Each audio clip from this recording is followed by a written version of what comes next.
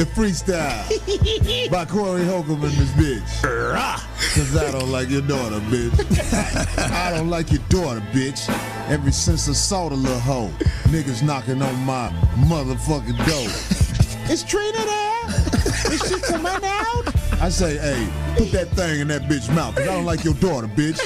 Going in my refrigerator. Every nigga that nut in her, somehow they hate her. Her 2 kids that she kept cause she thought them dudes was gonna give her fuck. But then they ducked out on her ass. Fuck that silly slut. Even though that bitch do got a big ass butt. But I won't fuck her though. Cause it's your daughter. But get the daughter out my face before the slaughter. I don't like your daughter, bitch. I told you he had some shit.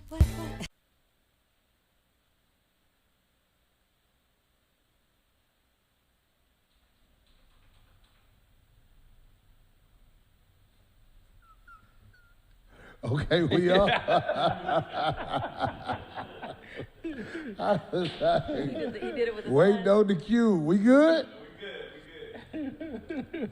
Ladies and niggas' sons. It ain't even sound right. Niggas sons.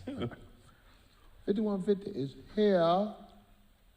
Last September 5150 show of 2020. God damn it. Here to talk this shit. I want to start out by saying this. I have to remind people once again, it's a hoe ass nigga who got a Cashapp that says Corey Holcomb. JokeBag, but he got the double G at the end. Put him on blast. Let it be known, because, you know, on Instagram, motherfuckers got a whole bunch of Corey Holcomb Instagrams, motherfuckers got Corey Holcomb Facebooks. And I don't know. I ain't got time to be policing all that shit. But don't send that nigga money in my name. I said that's me. That'll make me say something. He got Corey Holcomb JokeBag with 2 G's at the end. Get at that nigga, hoe ass nigga. Anyway, all right, so welcome to 5150, where we talk shit and bring the noise. I am Corey Holcomb. This is Darelene OG Ortiz. The voice of reason, Zoe is in the house. Thank you for having me. Kraig go? Kraig Fax is here, but on the 100 side of the game, he's shitting like a motherfucker. He had some food from one of these great eateries in California where they charge you the same, but you eat outside. The price is still the same. Right. But you got to sit on the curb. Right. You sit out there in this because the sun been blazing out here. Oh, man. We left the garbage in here, so it's little gnats flying around this motherfucker. A lot of y'all can relate to that. They flying around your crib. People hate when y'all open the door and get the outside dirty.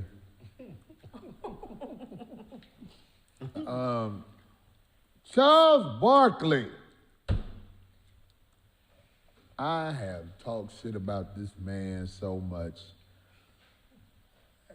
My time here on 5150, I told you he was a dirtbag motherfucker, and he did some company man shit that really pissed a lot of people off. When he act like the young man who's associated with Miss Taylor hauled off and started shooting at the police. And I'm glad a lot of people broke that down and actually told the story of what happened. Because if you listen to Charles Barkley, you think Breonna Taylor had somebody in her house just shooting at cops. But Charles Barkley is a bitch-ass, self-hating motherfucker who married one of the hands-down most ugly Caucasoid bitches on campus.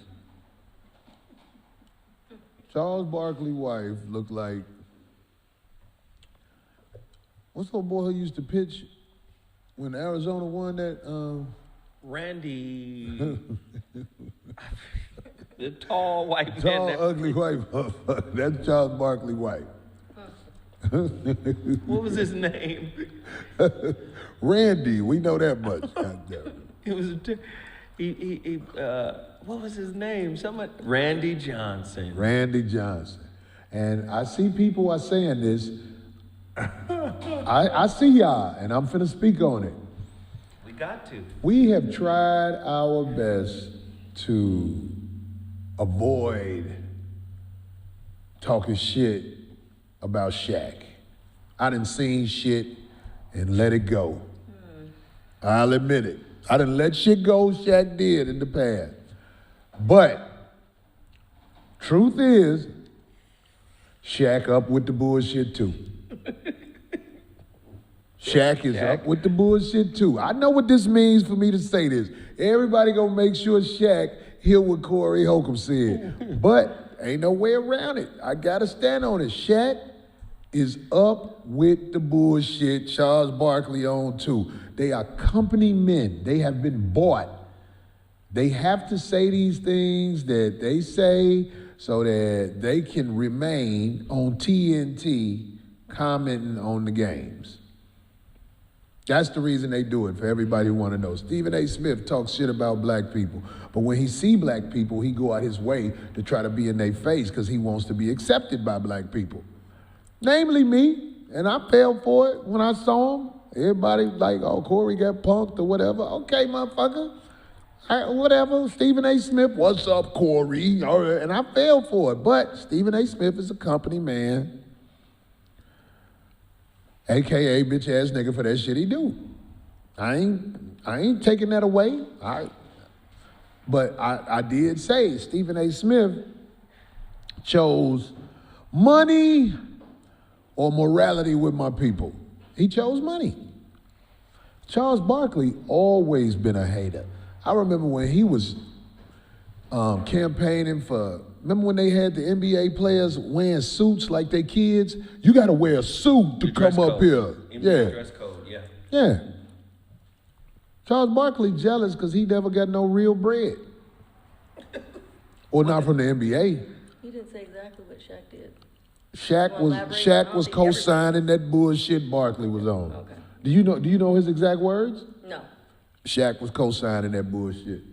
And I'm saying, like, I wouldn't shit on him if it wasn't true, because Shaq is cool with a lot of people that can make it harder than it already is for me to maneuver through the Black Hollywood game. But fuck that shit, man. Somebody got to speak up for us, man.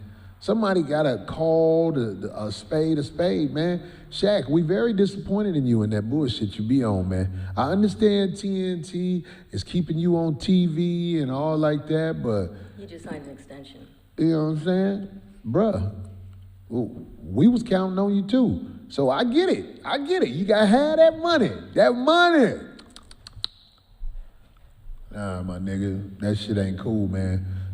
If y'all don't know the facts, don't say things because your boss want this put out there, because from what I have been given information-wise about the Breonna Taylor thing, that man was in there protecting his people against some crooked cops that did not even say they was cops. Some Caucasian racist males. Can you say that, Shaq? Or Charles? Or Stephen A. Smith? Are you allowed to say racist Caucasian males on TV? Huh? What about you, Don Lemon? Don Lemon, you will never say that. You will say gooey-assed Caucasian males, because that's what you married to, ain't it? You got a little gooey-ass white boy at home, don't you? Got the white stink around the house. You piece of shit. I had to put that out there about them. I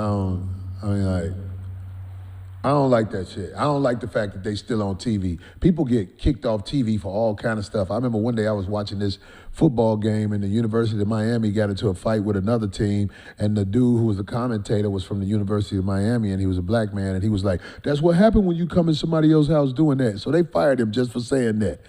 Somebody says her boyfriend did shoot at the cops. This is the backlash. Charles Barkley said her boyfriend did shoot at the cops.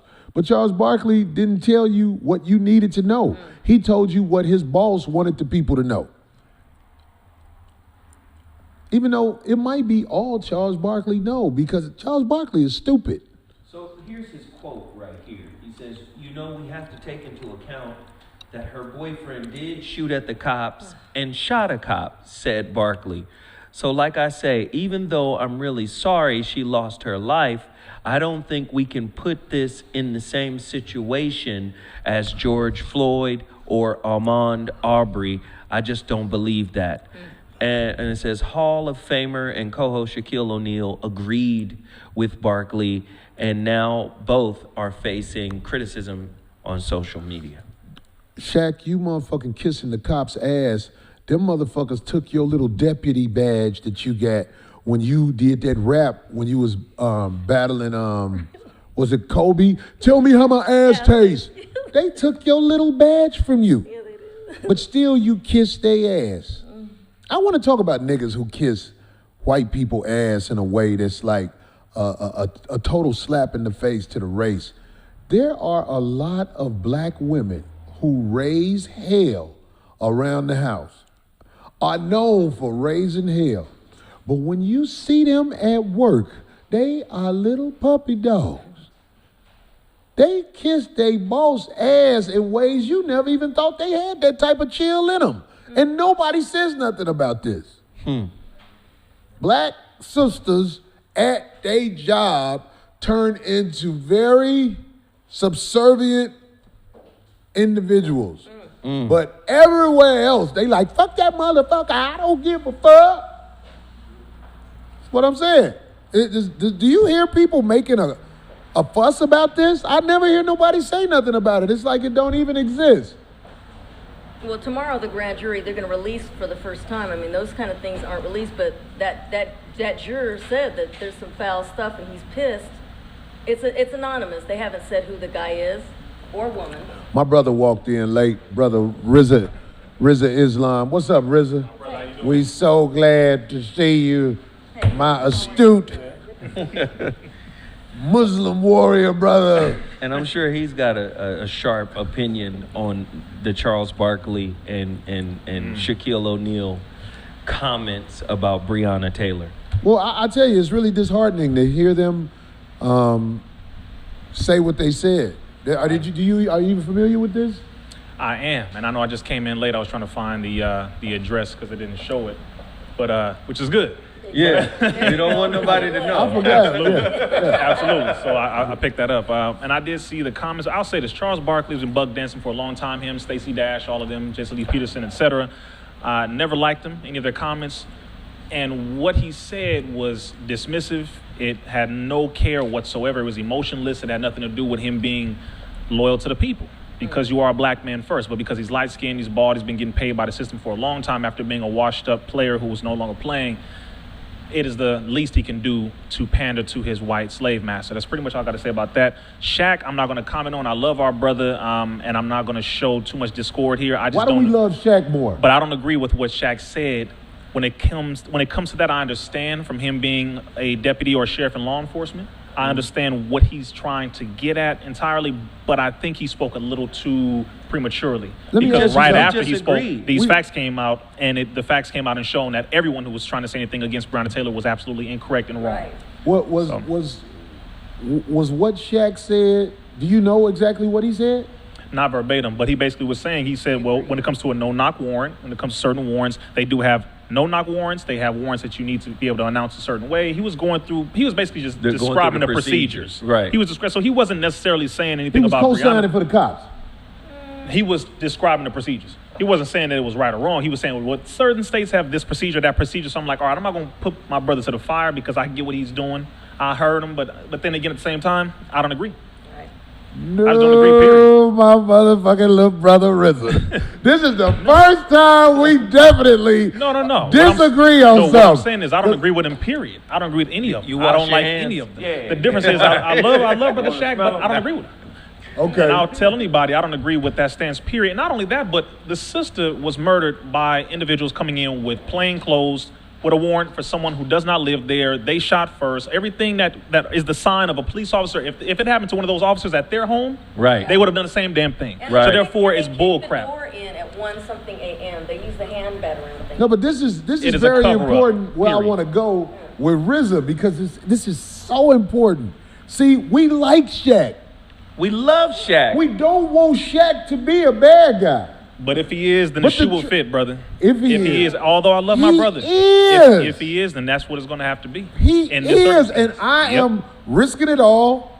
You know what I'm saying? Shaq has influence in Hollywood. Of course. A lot of people love Shaq. But fuck that. If I'm going to say it, I'm going to say it. Truth is the Shaq on that bullshit because he described procedure and everything because he picked a side. I have what he said. He picked a side, and he picked the side of law enforcement did instead he of say? Breonna Taylor. What did he say? He said a homicide occurred, and we're sorry a homicide did occur, but if you have a warrant signed by a judge, you are doing your job. And if someone fires at you, I would imagine that you would fire back. That's whole shit. Is what Shaq said. That's whole shit. What's the last He- thing? Last part? Sorry again. And if someone fires Fires at you, at I you. would imagine that you would fire back. That's whole shit. Oh, that's what I said as far as if anything like that happened to those police officers, You if said it was it- their apartment, right. they would do the same thing. He picked the side of the cops. When it's the cops, we could man. dance around it. That's the We problem. could say whatever. Shaq That's the showed who he. This is what I'm holding up. That's what he did. That's the If I problem. was in that position, if I'm not speaking for righteousness, I'm speaking for the opposite That's of right. righteousness. You got to stand with righteousness and the truth in your people. You get what I'm saying? That's, so it's that's, like that's why even in that circumstance, I'll tell you this, brother. Again, like I said, although I love my brother, if he's wrong, he's wrong. Period. I'll Right. tell him myself. Yeah. I love you, but you're wrong. This is a demon system. This is still a slave, master slave catching system. The white man worked through Daniel Cameron, and he blatantly lied in front of the whole damn world and said, well, they were justified, etc. You are a goddamn lie. It came out and showed that you covered up everything. You are a liar. You are a damn devil liar, and you're still working on behalf of the system. So anybody who justified it is a goddamn devil, black or white, Shaq included. I love my brother. But at the same time, I don't agree with what you did. And I don't Right. agree with anybody else Yeah. who does that. And this article right here is from Philadelphia CBS 3, Channel 3. And sometimes, journalists will take creative license.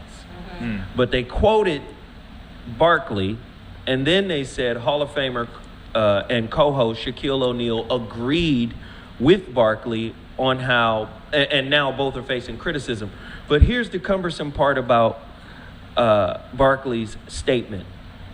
He talked about how, somebody died and it's bad that somebody died. But then when you get to the part where he says, so like I say, even though I'm really sorry she lost her life, I do not think we can put this in the same situation as George Floyd. And here's the thing. George Floyd, Ahmaud Arbery, and he said, I don't believe that. And then after that, they quoted Shaquille as agreeing with him. Here's the problem. This is what makes it cumbersome. A lost life that was lost unjustly is equal to any life that's been taken unjustly, right? Period. So why would you make a distinction between Breonna Taylor's life and Floyd? They both lost their life unjustly. Am I correct on by that? white motherfuckers. By white people. Both black people lost a life to white people. It was done horrifically. One was done quick with 8 bullets. She was hit with 8 shots. Right. George Look at that. Floyd's had a knee on his neck for 8 minutes. Right. And a few more seconds. It's the same thing, different circumstance, different gender, same people, same goddamn system of white supremacy. That is Right. the point, and it has to stop being justified. Now, if you have a badge on, the only way you can determine that the system is different or that there are good cops is by you standing up and openly denouncing and blatantly calling out the bad ones. That is Right. the only way you're going to be able to separate yourself. If you don't do that, then you are just as bad as all the rest of them. Right. Period. Right. It has So it to be ain't no made good clear. cops. And did you No, see? Because they It's can't do rare. that or they'll Yeah, be they- fired. Did- Exactly. did And the you- ones that did come out recently, I saw some, they've been fired, each and every Did you But one. what catch the Rizza part- just said- Did you catch the part that Barkley added onto all that What did about he say? defunding the police, where he said he didn't agree? Oh, yeah, when and he then was like, he that made was light, and he stupid. said, He "I'm talked like, about wait white a minute." people. I'm like, Right. wait a minute, is what he said. Who are black people supposed to call? Ghostbusters? Yeah, he said We that. have crime in our neighborhoods. We need police reform. He said. No, but Rizza's last point Unbelievable. validated your point about Shaq. If this person, this journalist for Philly, if they misinterpreted and embellished something and threw Shaq in there and said, the Hall of Fame co-host Shaquille O'Neal agreed, then Corey is right to call out Shaq, because why would you create a hierarchy of death of wrongful death. In that statement, Charles Barkley created a hierarchy of wrongful death. You know what? Breonna Taylor's death is not in this category as George Floyd. Here's the thing. If you're wrong, Shaq, just be a man and own up to it and say, hey, I'm wrong. I got that wrong. But what we often see from black people in high power, in high position, what they actually do is talk about procedure as opposed to the wrong that was done. Of course. So instead of Shaq saying, you know what, damn. But Zoe, you know, this was bad, But this if he was does, wrong. it He might said, well, wait a jeopardize minute, the according to exception. procedure. Right. that's No, what we I'm don't getting want to at. know about procedure. What you just said, D. Right. Just tell What- the truth what- that this was an unjust killing. Just tell the truth. Shaq, you want to keep your TNT position. So you and Barkley did what the company asked you to do. I see you yucking with niggas. You like your little black friends, don't you, Shaq? So much more than Charles does. Charles is more arrogant. He, Big time. he known for getting drunk with ugly white people like his wife. Hey, put a picture up if you want to. I can't. This I've never bitch seen told back. But, Bless her heart. I mean, fuck Charles Barkley. Like I said, I talked this shit. We met in the airport one day. I was like, damn, this is a big motherfucker. And he got new hips. But- I could take you. Nigga, if it's on, it's on. We gotta tear this motherfucker, we gotta tear it up. I don't like Charles Barkley. Charles Barkley, I remember when he said something negative about Trayvon, when Trayvon got killed. Yeah, thank you. What did he say then? Yeah. He justified that too. I don't want to misquote it, but it was something just like this. He justified it. Company man. See, And Shaq is a company man too, and a lot of people might not want to say that because they don't want to put it out there, but I believe Shaq is intelligent enough to know. I done seen some of the things he say. Shaq ain't no dummy. No. He know what he's saying. He's trying to make his boss at TNT say, good job, Shaq. Right. Here's a couple of dollars. You ain't got to be out there with the rest of them niggas. You know what it could be too, though? Man. I just don't think the nigga really give too much of a fuck to really dive into some shit. About what? He just on the surface with everything. Shaq, I don't really think that he cares enough about it. Like, he's too lukewarm on it. I don't really feel like he has a real opinion. It's just like with Jordan. Jordan ain't gonna say no real shit. He don't want to be out of the loop. Well, Jordan told Chameleon there, I don't take pictures with niggas. Yeah. Did say that. I remember that. Jordan has been a sellout a long time, but I'm going to say it this way.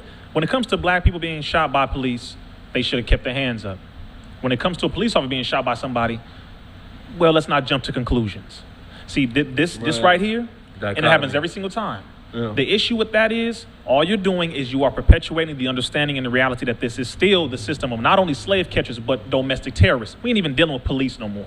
We're dealing with terrorists. Domestic terrorists under Title 18, subsection 5 of the United States Code. They use force and coercion to get people to do what they want them to do. They push terrorism domestically. That's what you have to call them. They are terrorists. These ain't police officers. So if a police officer really wants to drive the point home and to keep his job to a degree, he can separate calling them police altogether and say these are straight up terrorists. So that way he can't really be attacked, or she can't really be attacked, and they'll also call out the truth where it lies, because this situation is never going to get better.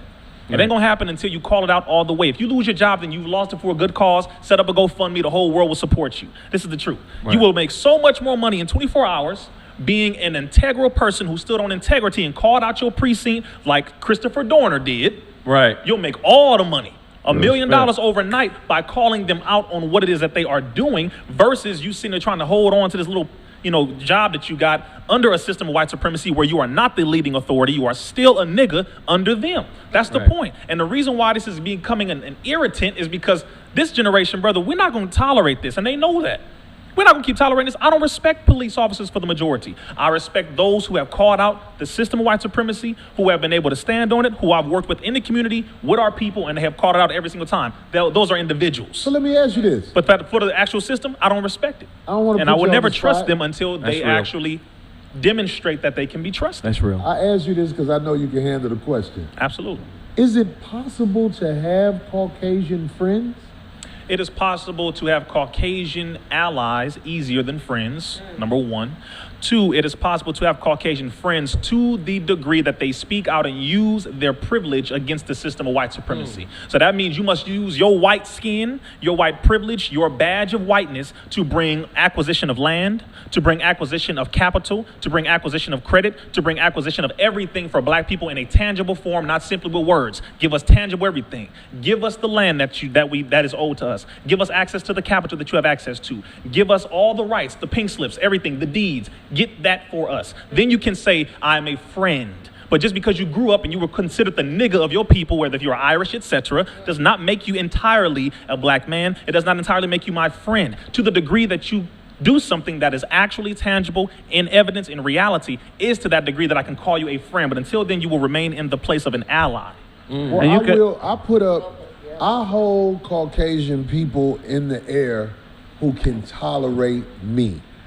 Because I speak the truth on what they do. Only a few. So it's very difficult for a Caucasian person to be my friend because I speak on what is happening. So Caucasian people that still are around me after they hear me talk, those are the ones I'll be like, oh, here's one with potential. See, but I'm going to tell you, Corey, I'm going to tell you this. Here's the only danger with that. You have agents who are sent in, who are going to be tailor-made to you and who you are, vis-a-vis your profile in the FBI and the CIA, depending on how, many things you shake up. But they will look at your profile, they'll watch videos, and they'll say, this is what he agrees with, this is what he talks on. We're going to put you through this training so that you know exactly how to show him that you are cool with that, etc. And they will pass that test, gain your interest, gain your friendship, get as close to you as possible, and then they will destroy you from the inside out. That's how they work. So I wanted to just put that in your ear. I'm glad you put that in my ear. Because also, let me add on to that, what he just said.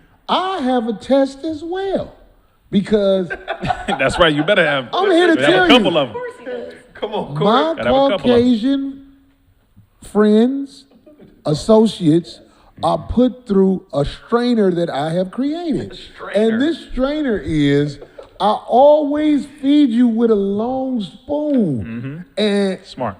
It's just a matter of time before they come out the bag and snap on me. My neighbor, his name was Jerry. Jerry, I know you're not watching. Jerry with a J or a G? With a J. Oh, he tried to really be my friend and tell me about the struggle and all like that. But I would never take his advances to come over and have drinks with him or come sit with him in his house or nothing like that. Hey, it is what it is. And I saw it boiling up inside of him like, he don't like that. Corey, come have a drink. It's me and my wife, we're here. And I'm just giving an example. Of course. When you don't do what they say, that's what I'm talking about. Or take their office. they come out the bag on you, boy. That is one thing they cannot handle when you are not obedient to them, because there's something in their head that makes them think, well, you should be glad I'm trying to be your friend or something, Corey. I'm here for you. So no, you should be lucky. Right. That I'm extending friendship to you. I never treat nobody unfair, though. I'm sincere as I talk to you. But I want you to know I see you. To all my Caucasian friends who may be watching this. You know what I'm saying? I don't dislike you or nothing. It's just I'm going to make sure you're my friend before I call you my friend. See, I'll say this. There are a number of Caucasian allies that I work with when it comes to the vaccine, health freedom movement, when it comes to exposing the abuses in the mental health system, where they are pushing for the electroshocking of pregnant women and children, where they're forcing over 8 million children to be on psychotropic drugs that have certain, side effects or direct effects such as homicide, suicide, et cetera, et cetera. So I work with a lot of these Caucasian people in those arenas. But as you said, with a long spoon. Smiling is one thing, being cordial, being polite, of course, I have no problem doing that. But when it comes to the depth of trust, you have not shown a consistent record. You got about another 345 years of consistency that you must prove. In order for me to trust you as a group, I can't. And so because of that, I do the same thing that you're saying, and I look at it to the degree of how many things do we produce when it comes to how we can actually affect change within the community, the society, the culture, the nation, the world. That's how I look at it, but I do not entirely trust them as a whole, and I tell them all the time. I tell them, and they understand this. But when they don't like you for accepting their offers, that is because there is an innate, deep thing that goes on within them when it comes to black people having their own power drive, having their own determination. That's something that they can't take that. Why are you not bowing down to what I'm saying? Why not accepting what I'm giving you? Who do you think you are? See, that's where it goes. No. What do you think you are? Don't be proud. See, don't be proud. I'm finally able to be a human being, sir. So I'm going to be that and more. I'm going to be a child of God. I'm going to be above that nonsense. So, I understand it, but that's why I don't, the white people who get offended are the ones who absolutely should be offended because you are demonstrating a part of yourself that you need to have purged from out of you if you truly want to be a good white person. But this is what Kraig and Darelene something. Go ahead, you can make your point. No, I'm just saying this is why they preach humility. All day long. If you pay attention to, say, the high school and the college recruiting, that's one of the biggest things. You should be very thankful for this opportunity. To go to this prestigious institution. They preach and we used to even let niggers on campus. Right. Come and on. that's one example. But you they can do dunk. it in the entertainment business too. Like, man, this is a real opportunity for you. And they preach humility with those opportunities that they try to present to you. I got a question for Kraig and Darelene. Y'all can answer it, whoever. Are you able to be in a relationship with a Caucasian person? Was waiting for it. Go ahead. I can have a white. I don't know. I can have a white girl. Wait, I want both of y'all answer. Who want to go first? Well, I can have a. Let him go first. Okay, good. Get yours together, D. I don't have to. I can have a white woman selling pussy for me, but as far as like one-on-one, interpersonal things, I can't. It's very difficult. You know what I'm saying? Why is it difficult? I mean, man, just the racism, the competition for wealth and resources between groups of people. I hustle with people like me. You know what I'm saying? So for me, when it comes to interactions with people outside my circle, it has to lead to some type of money. And there has to be qualifying factors that you must appease for me to even consider getting money with you, Well put, Kraig. Good job. It's very, very difficult. What about you, D? But you're talking money and not relationships. Yeah, I'm talking. It's all about money. Well, also, man, Dr. Francis. I'm talking about fucking Susie. Okay, but look, Dr. Francis Cress Wessling. Would you fuck Susie? Go ahead, You know brother. what I'm saying? Dr. Go ahead. Francis Cress Wessling says.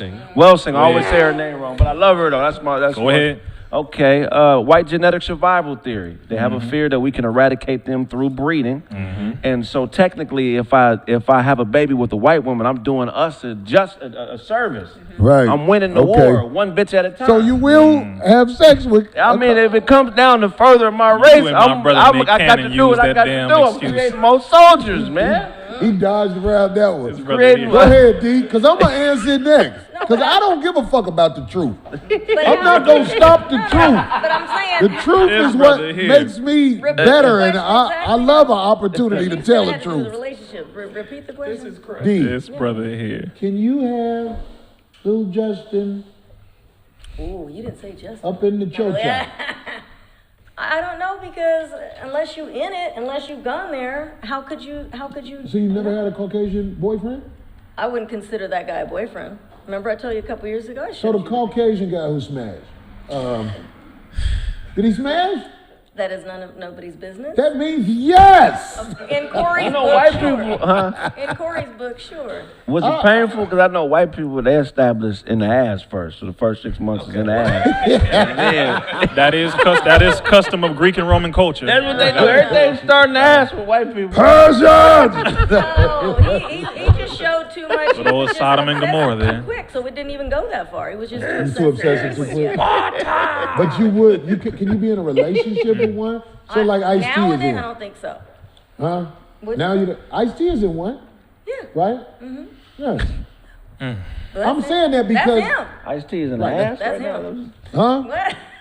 Ice-T what? What you say? I said Caucasian people starting to ass, and you said Ice-T is in one. I said Ice-T is in the ass right Hear now? what you said. Oh, okay, my bad. No, but that's different. That's Well. I wouldn't And know, because we've I'm not derailed. interested. We have. I'm not. I asked this question because of the panel that's up here. I thought it was an interesting question because I didn't ask Rizza because I really don't think Rizza would. be Let me in an help intimate He said, let me or help in you. a Let me help physical. He said, let me help you. I want everybody to make this very clear. Let's not let this be a thought anymore. Some of y'all are maybe reason. No, let me help you to understand. When you Does see that me in make you pictures, prejudiced? oh, it makes me logical. Let me say it this way. Get it. And everyone has their, people say, well, I have my preferences. All right, I'll say preference for those of you who have soft feelings, but I'm going to make it very clear. If you see me, I'm going to take a page out of Eddie Griffin's book. If you see me with a Caucasian female by myself, I'm holding her for the police. Number one. Number two, y'all, you should have laughed at that. But damn, That was okay, fine. Give him a laugh, But y'all. in reality, to be honest with you, there is not one Caucasian woman. It doesn't matter how poor she was. It doesn't matter how many rap songs she listens to, how many lyrics, what part of New York, Compton, Inglewood, about how or much Watts ass she that has? she grew up in. Injections, exercise, none of that. I don't go for the sisters for the body, but There's a some big white booty woman. Caucasian bitches in Sacramento. Of I've course, seen them. they have come a long way from their physique when they were in the caves and hillsides of Europe. I will give them that. They have come a long way into breeding, intermixing, nutritional, evolution, etc. So don't get mad at me for speaking the truth here, but to be real, there is not one Caucasian woman who can identify with me, how I feel, what I go through, what I experience as a black man in America. It does not matter how many books you read, how many documentaries you read, how many marches you march in. There is something deep within me that a black woman only can satisfy without me even saying a damn word. When I walk in the room, she can see how I feel depending on how I look, how I sit, how I turn, how I respond to things, everything. She can feel that. That is something that we identify with. It is an obligation of mine to be with a black woman. It is an obligation of me to have black children, to marry a black woman. It is my obligation to uplift her, to maintain her, to sustain her, to provide for her, to be a black man. That is an obligation. Now, for those of you who are in interracial marriages, do your thing. I'm not going to tell you not to. I'm not going to say you're wrong or you're stupid, etc. I'm not saying that. Just make sure that if you are in an interracial relationship, make sure it is not due to you being programmed over the years due to television, magazines, cartoons, etc. No self-hate. That is not due to self-hatred. Right. That is not due to you generalizing all black women just because of the few that you had a bad relationship with, just because you didn't get love from your mama, just because you didn't get love or be taught how to love black women because of your father not being there or your father mistreating black women, so that's all you know how to do. Make sure you are not programmed and you're not a product of programming first. Right. Long before you say, well, white women do this, white women do that. No. Every group of people naturally gravitates towards their own. There are exceptions, and that is okay. But I will never condone the idea that a white woman is better than a black woman, period. I will always understand the fact that we have all gone through so much hell. We have all gone through so much trauma. The black man and black woman have been through the most trauma out of any other group of people, and we deserve to be loved, upheld, appreciated, sustained, maintained, and we deserve to love one another. Until we can do that as a group, I cannot endorse the idea of us all going and being with white women as if that is more advantageous. I've said this many times. I will never get off of this. Ever in my life, a black woman is who I came from. A black woman is who I'm going to be with. I'm with you. Now, that is so dope, and I am go. so glad you said that because Yes, sir. I agree 100%. But I'm saying. You beat me to it. would or have you ever smashed? Oh, no. No. Here we go. Oh, answer that. Oh, ask me that question. I'm trying. D can't cut me off. and say- Oh, you're asking the. Okay. No, but would or have you ever smashed Sugar? A cave dweller. Yeah. Cocaine. Did you say okay, boy? Pardon me. I went way back for y'all. He said I said sugar. Do you know why I'm being honest with you? You know why I'm so thankful why my chest is so strong right now? I'm so proud and thankful to say that not only have I never been involved in the horizontal mambo, coitus, sexual relations, any way, shape, or form, including oral whatsoever. I ain't never even kissed a white woman's lips at all. She ain't never going down to me or nothing. I'm thankful to say that. That's why I'm able to be so 100% razor sharp when it comes to the love I have for the black woman. I'm not attracted to a white woman physically either. There's nothing about you that attracts me. Make this very clear. I don't hate you, but I want you to understand how deep my love is for this black woman. I want you to get that through your head. This ain't no acting stunt. This ain't nothing. You can ask me this on the street. I'll say the same thing to you. You can put me on a lie detector test. I have never been involved in anything like that with a white woman. Again, has nothing to do with hatred. I'm just so deeply in love and blinded by the black woman. They come in every shape, size, and color. All the way from the dark blue, black chocolate, all the way up to the blonde hair, blue eye, albino. We have every single shade and color. So you ain't got to say nothing about, well, I want her because she's light skinned. We got that dark skin. We got that big butt. We have have that breast, etc., big brain, etc. We have it all. So I have every color, every type of flavor to choose from. I'm going to choose one. I'm going to marry her. I'm going to have children with her. But a black woman, again, is the only one that I've ever been involved with in that way, and I ain't never done nothing sexual with a white woman. Got you. So Zoe, we the only ones that ain't said nothing. Well, no, We the only ones that ain't said nothing. Just making it clear. I'm with Rizza and the Nation on that, but here's my counter. Y'all do your thing. How you gonna get? Y'all do How your you gonna thing. hear what he got to say, then change your answer? I'm speaking from a warrior mentality. Change your answer. I'm speaking from a warrior mentality. I know where you're going with it. Go ahead. Craig fact So mentality. every country has this version of the Navy SEALs that they send out to go to war. Right. I just want the nation to put me in charge of conquering white bitches. Send me out there on take down white bitch missions so I can advance the race. 007. I'm telling you. I'm telling you. That's the only way to get. We literally gotta fuck these motherfuckers out of existence. Zoe, do you want to go?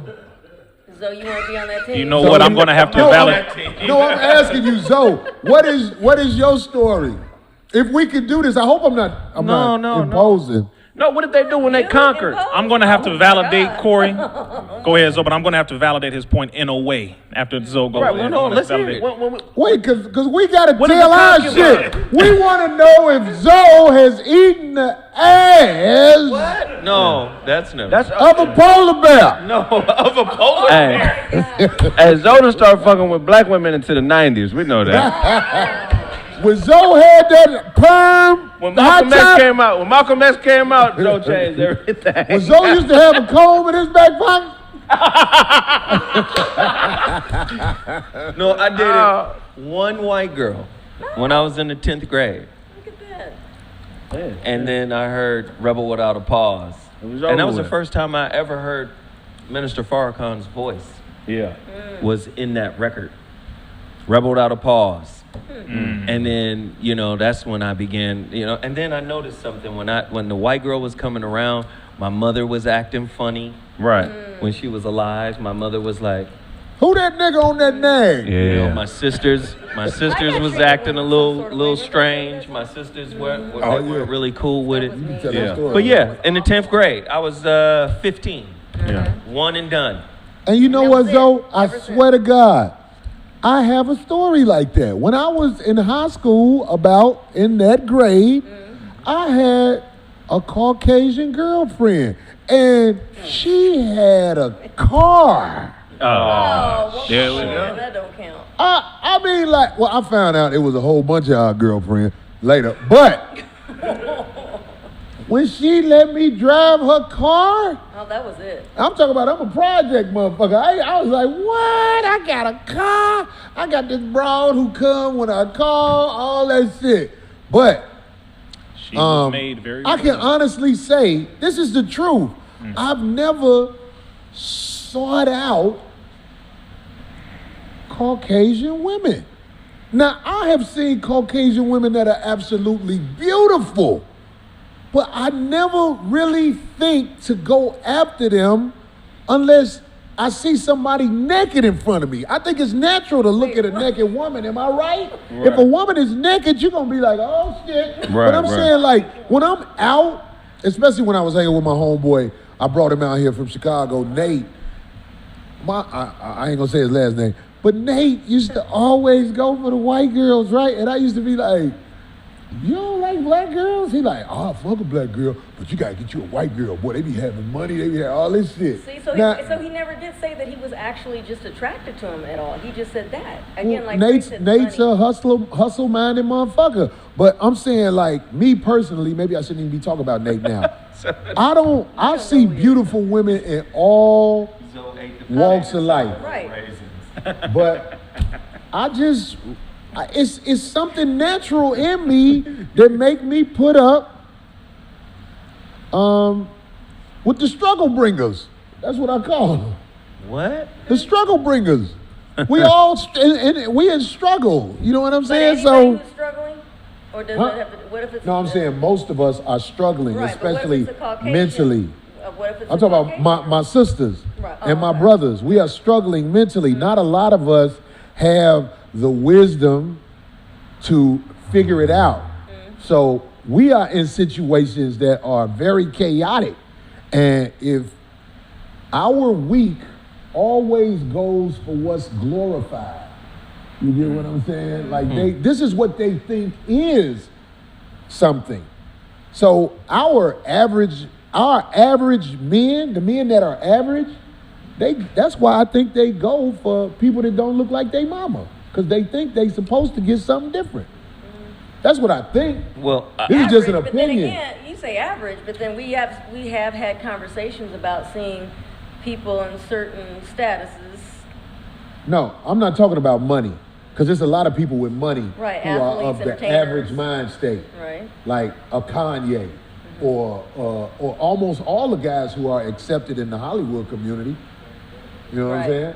Most of them mess with girls and guys. I know Charles Barkley mess with guys. Oh. wow. I'm here to tell you, I know this dude. They be like, Charles Barkley, my best friend. I'm like, he your friend? If he your friend, Wow. it's something wrong with that. Can you have an openly flaming gay best friend if you're a heterosexual male? No. Well, and yeah, but you're also taking that guy's word. A lot of times I don't No, believe a lot of he those ain't. This people. ain't his word. People seen them out together.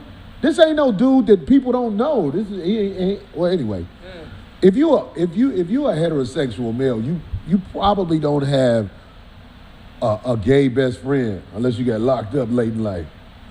Oh, shit. Anyway, I got 3 beautiful children from 2 sisters.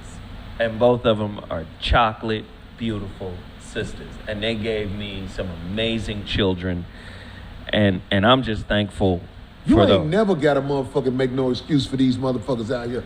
Because Ain't you no said Whoopi Goldberg is beautiful. She And is. any She man who is. think Whoopi Goldberg Young, is beautiful beautiful is down Whoopi. for black people. You ain't never seen a full body shot of Whoopi. She got ass, man. Whoopi, man. Whoopi is curved out the game, man. I'm trying to tell you. Thank Whoopi you. got what? Say that again? She got ass, man. That's before the face. Face is like number 4 on the You list. can come out the bathroom from washing up in a room with Whoopi laying in the bed saying, "Come here, Kraig. I'm a dog that pussy out. Let me tell you, Whoopi. All I need Come is an give it to me, opportunity. Kraig. I know she watched the show because she a real nigga in the face. But look, He said she a real nigga in the face. but that body, nigga. Come put it on me. Yeah. Mufasa. I need the Whoopi. That's the one, man. She know it. Oh, man. We went there. We had to go there. But this is good stuff because we got Rizza to talk about what he felt about it. We got Kraig. And we even got Darelene to say a little something. Do you want to say something about what happened to you when you was out with one of your black No, I'm saying- boyfriends? Well, you remember the story, but it can go several ways with that because I was dating somebody. I don't want to say his name. He played in the NFL. Delroy Lindo. And Delroy Lindo. Did you say Delroy Lindo? Jesus Christ. And Eddie Kane Jr. And it was really sad. It was very disappointing because he showed up for a big game. It was one of his biggest games too. And we were walking down. I was late for the kickoff, and everybody turned around to see who the 2 empty seats were for. And his sister and the rest of the family knew I was coming, and knew of me, but his mom didn't. Yeah. And as I'm walking in, and of course my son's with me, he just thinks we're going to a football game to see, mom's friend or what have you. He didn't know I was dating him. Yeah. And we were walking through the back of the aisle, coming up on the mom and the sister right behind them. And she tapped the mom. "Oh, look, his friend is here." She turned and she said it really loud, almost directly to me, and said, "She's not black." Oh, wow. And my son was like, "Oh my God, Mom, she just said that to it." No, she didn't. Was it Warren Moon's mom? I'm not gonna You say should date Warren who. Moon? Did you say Warren Moon? It was Dexter Manley. Oh, okay. It was Wilbur Marshall. Dave Megan.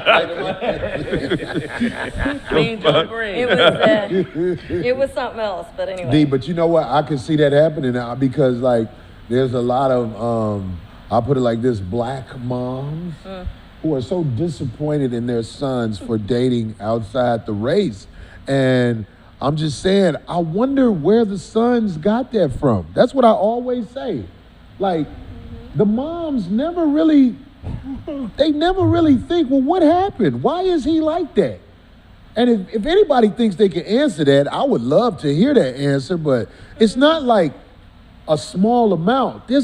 I would say there's a lot of black up there, yeah. young men, if they ain't got a boyfriend, they got a girl who's not black. And the mamas have an attitude. And I just, where did he get this from? That's what I want to know. We're going to have one of them on. Well, one of the things is speaking from right? One of the things is besides self-hatred is the Madonna whore complex. So that's a psychological disposition that comes with the inability to connect with a woman intimately because you've had negative experiences in your childhood that are connected with intimacy with your mother. You know what I mean? So a lot of it is based on that. You guys should look up that.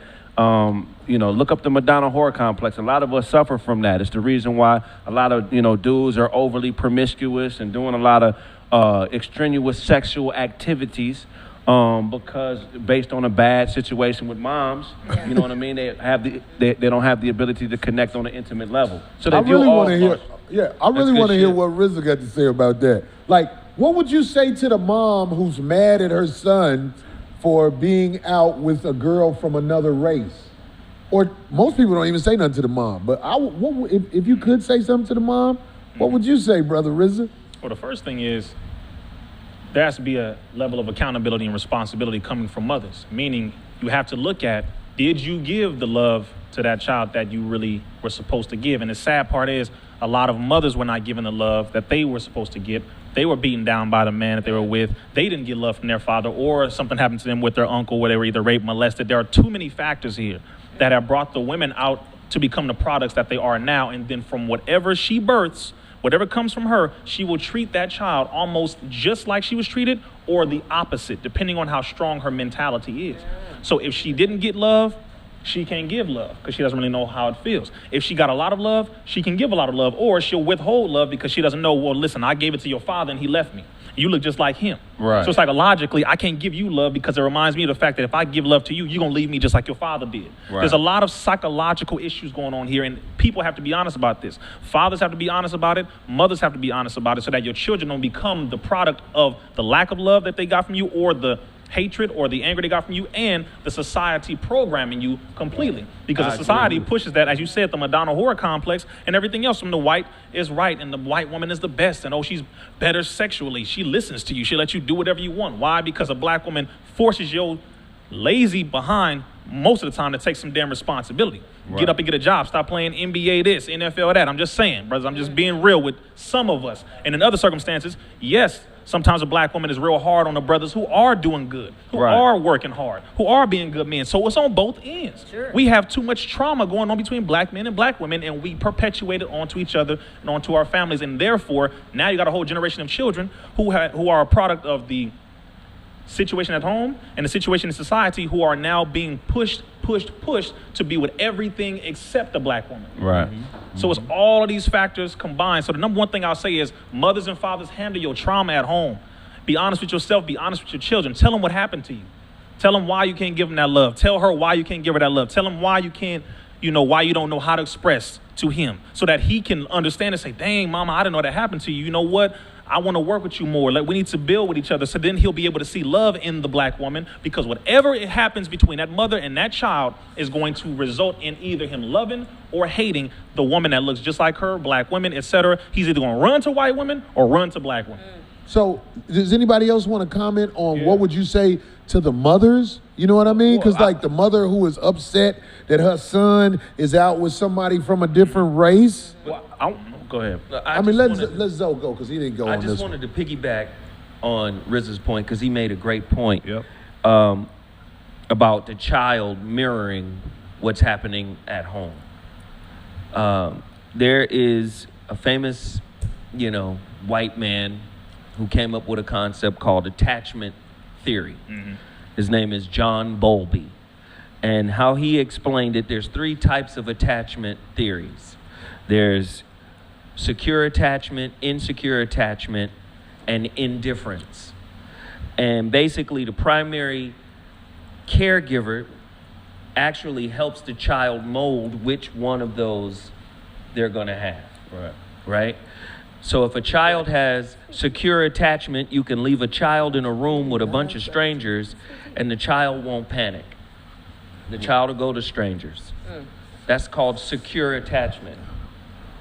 If you leave a child in a room with a bunch of strangers and the primary caregiver leaves and the baby panics, that's called insecure attachment. If you leave a child in a room with a bunch of strangers and the baby doesn't care if the caregiver comes or goes or leaves or doesn't come back, that's called indifferent. And what they're saying is when you identify which one of those you are, you tend to carry that into your relationships. Now, that's at an infant level. What people fail to realize is children are recorders. They model the environment. This is why they say 60% of all communication is nonverbal, right? So children are modeling this environment, and if you haven't healed yourself of whatever it is you're going through, those children are going to model that as well. And here's the cold part about it. Here's the spiritual part about it. They're going to reflect what they modeled back to you. Now, if you don't see your child as a teacher while they're reflecting back to you, you're going to miss the lesson of why they came to you in the first place. Right. Because a lot of times, children will make you focus in a different way when if you don't have that distraction, as you know, because that's what a child is, a distraction. You got to put your life on hold, put it to the side, and focus in on them. A lot of times, children come into your life from a spiritual space to get you to slow down long enough to allow them to reflect back to you what you need to work on. So children are a distraction. That's why a lot of people pay for the extraction. So look, no, let me say this. That was good. That's why I Put added that on on. the shirt. Put that on the shirt. I had to add that on to Rizza because he's right there. That's what it is. What he just explained. That's what it is. Well, the mothers who have a problem with their sons around a woman of another color, especially black mothers, I want to say to you, you have to have the courage to mate with somebody who's about something. Because that's a definite. People, if you pick the person that you like, you probably picking the wrong person. I think we need to learn how to mate with people of substance. That's a definite. A man like me, with all my flaws, don't want a baby with a career failure bitch. I'm here to tell y'all, I hope some of y'all are watching. That's why we had the extraction. What? Or I was down with the extraction. Because women that I have dealt with that I am not proud of, I don't want to grow with you because I know I have too many issues myself.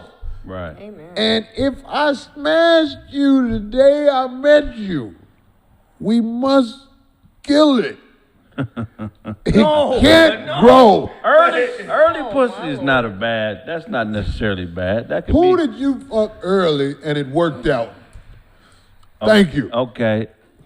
But that's It not my point. don't work out. But they're Women there to who teach get you to about know you. and you talk to and you find out more about them, you really need to learn about the parents of the people you fucking with.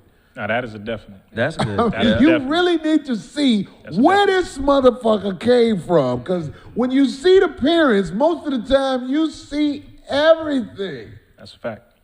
So I'm just saying to you, I don't have all the scientific shit down like my brother Zo has, like my brother Rizza has, and like Rizza Kraig got it, had. man. I peeped Kraig's on it too. Kraig's factual wisdom. Factual. Right. I am smart enough to know 2 people that's fucked up is going to deliver something fucked up. Right. Or 2 fucked up people are going My to find a sister solution is to an ain't themselves. shit bitch. I'm talking about straight awful person, identity theft, the other sister, awful bitch. And had kids with an old ex-gang-banging, nothing-ass nigga. Ain't none of her kid shit. Oh, God. They all dirtbags. Okay, Corey, you foul for saying that. This is the truth. A family of dirtbags, and it couldn't be any other way. It couldn't be any other way. But I get the heat for saying that. Somebody gonna show this to my mama, the motherfuckers who don't like my mama, and my mama gonna be like, Corey, why you say that about your sister? Cause it's the truth. When my sister was pregnant by the dude she was pregnant by, I said, that's gonna be a piece of shit into the world. And goddamn it, if it ain't, You saying the baby? What if you the cursed baby, the baby? all the babies. I ain't been around the babies. That's why you cursed the baby in No. the beginning. Basically, they didn't give it good odds. Corey to begin cursed with. it. Let me baby. give you an example of the They first made it one that hard came to out of do. my ancient sister was a girl. Oh, My little niece, and everybody tell me I ain't shit. But I remember the first time I brought my girl around my niece, and like I said, my niece always be happy to see me. When I brought my girl around my niece, she did this. And she was a baby, like about 2 or something. No. She said, and I knew she wasn't gonna be shit. Wait, that little girl ain't gonna be about shit. Right What? there. That nigga crazy. What? I swear this is testimony. This ain't me trying to joke. Why would a baby have that type of feeling in their heart that young? Maybe she got personality. Maybe she's just sassy. She's a hater little bitch Oh my God! I was who's going actually to gonna grow say up and destroy all things in her life. Jesus. What? Jesus. The truth hurt. The truth is hard to accept. That's why we sugarcoat it. You cowered out with telling people the truth because you don't want this type of reaction. Everybody in there like, damn, Well, bro. not Come on. all truths need to be expressed or spoken. Now. Now that's a thing to debate. Say that again, D. Not all truths need to be spoken or expressed. I agree. I disagree. Do you? Come Right, on. this is good. Greg, really, I like this. That's like if your sister walked out to her wedding day, you're actually going to tell her you can't stand the dress or her makeup. I mean, I'm just saying there's certain It ain't things no that you dress just I don't. like, though. I'm not Oh, commenting stop. on You know dress. what I'm talking about. I'm just saying that Yeah, not I feel everything you. always has to be, you know. But that's what you- opinion, D. That's But not that's a not- truth. But that that's you don't not- like the okay. dress. Preference. No, but his truth. People don't have to give their opinions because that comes. Sometimes your opinion can be If your opinion- evil, but it is a fact It's that your that truth. little bitch Your rolled her opinion is your eyes truth. at my bitch. She was too. She probably didn't know what she was doing. She was too. That's what I'm saying. Do you know that is a major problem when a little girl My does granddaughter this is to too. somebody grown? Well, that is a Right. problem, but I don't know if she was doing it for that reason. But I would venture to say that. You sound like Charles Barkley now, dude. But D, I would That just sounds too young. I would venture to say that truth and preference are two totally different things because regardless of what you prefer, the truth is the truth. There's no changing that. You know There's what a I'm way saying? it can be course, but it doesn't stated. have to be. Thank you. There's Wait, Yes. I want to hear what Yes. both of y'all got to say because yeah. I'm sure both of y'all got good points. Finish your point, Craig. Yeah, And then Rizza after that. So for me, a truth is something that can't be swayed because of my opinion of it. It's something that is, and regardless of how I feel or what I need to validate my opinion on it, it doesn't change what it is and what it was or what it could be. A truth is what it is. So my opinion or preference on that truth is my personal truth, but it's not something that could cross over in bounds. Is it a such So you're thing as saying a personal You're truth? saying truth is subjective. Then. I'm saying truth is truth, and anything outside the That's truth. the California version of truth. I'm just saying. I mean, you can't change truth. Is there a truth that you can change? Something that's absolutely truth is there a truth that you can change and make difference because of the way you feel about it? No. No, what you're referring to is their personal truth, their truth, your truth, and the truth. Right. It's like me and you. If I say the sky is green, you say it's red, and the sky is blue, which technically is not blue either. But the point is generally agreed upon is blue. Right. That is my truth, your truth, the truth. Right. But the actual point I wanted to validate was him talking about white people going extinct, and by doing that, by having sex with white women, is something I wanted to validate. But before that, I'll say. On that point, when it comes to the truth, we are taught in the Nation of Islam to speak the truth regardless to whom or what. That's how we're taught, to speak the truth regardless to whom or what. However, there is a way that we can't speak the truth. Right. Depending on what it is, you might not want to just say it raw. That's the thing, Certain right. things I'm not going to tell my mother depending on how I feel. I'm not going to say it like that. You know, like what it is. I'm going to say it in a way where it can be a little more palatable, a little more acceptable. You know, you want to do it easier to where the person can accept it. Right. Some people you can't just say, you know, you just a dumb nigga. So there's some people you can't tell the truth, or you prefer not to tell the truth because what happens after the truth is said to them. Well, it depends on how you tell them the truth. Your ability to tell a way a person, to say the truth, man? Absolutely. You can, depending on how good you are at communicating, you can tell a harsh truth to a child in a way where they can understand it. It's like explaining to them about drugs and diseases. You can explain it to them in a way where they can understand it and they can accept it, but you're not saying it as harsh as it really is. But as they grow, you can gradually give it to them in a way where it leads up to just exactly how painful that reality is. You have to know how to communicate the truth depending on who it is, the situation, etc. I don't understand what you said about you can't tell them how hard it really is. But Zoe, what did you? No, you can't. He's 100%. Wait, I missed it. I'm sorry. What? Well, I was saying you can tell them, but in a way where they'll understand, and depending on who it is. I was saying a child, in particular a child, because sometimes they, you know, it's a child, it's a 2-year-old. So sometimes, depending on what this major truth is, you may not want to say it exactly like that, but you can break it down in a way where they can accept it, understand it. They'll get that it is bad, but you may not want to just damage them so harsh at 2 years old and crush their whole damn reality by giving them, we know the world is going in over here and California's on fire. And, you know, it's like just, you don't want to damage a child so early by giving them the harsh truth in a harsh way. Give them the harsh truth in a way where they can accept it to a degree. And as they grow a little more, give it to them gradually more and more to where they see how horrible it truly is. Is it that a child That's only for a child, doesn't get adult conversation? Is that what we saying? Because that's basically what. Okay, that's what I can understand that. That's what we're saying. But the truth is the truth. Absolutely. Right. Absolutely. Little boy, I fucked your mama. Now, I'm not gonna be around. That's an opinion, but I did fuck your mama. Right. Wow. Okay.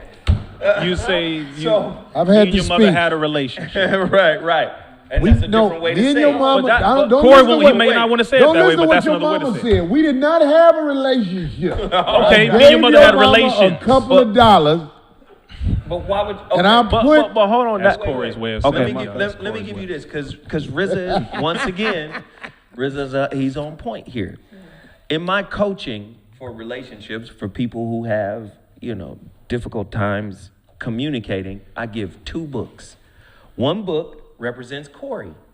It's called Radical Honesty: How to Transform Your Life by Telling the Truth. Now, in this book, there's a lot of criticism for this book. It's written by Brad Blanton.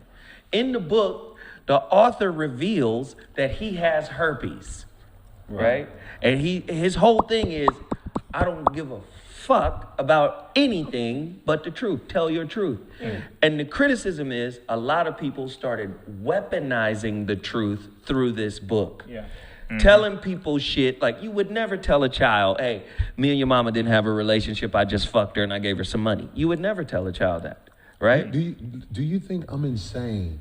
Because I like to tell the truth to people. No. Wait, listen, I like to tell the truth to people I don't know or care about. But I hate telling the truth to a woman I love.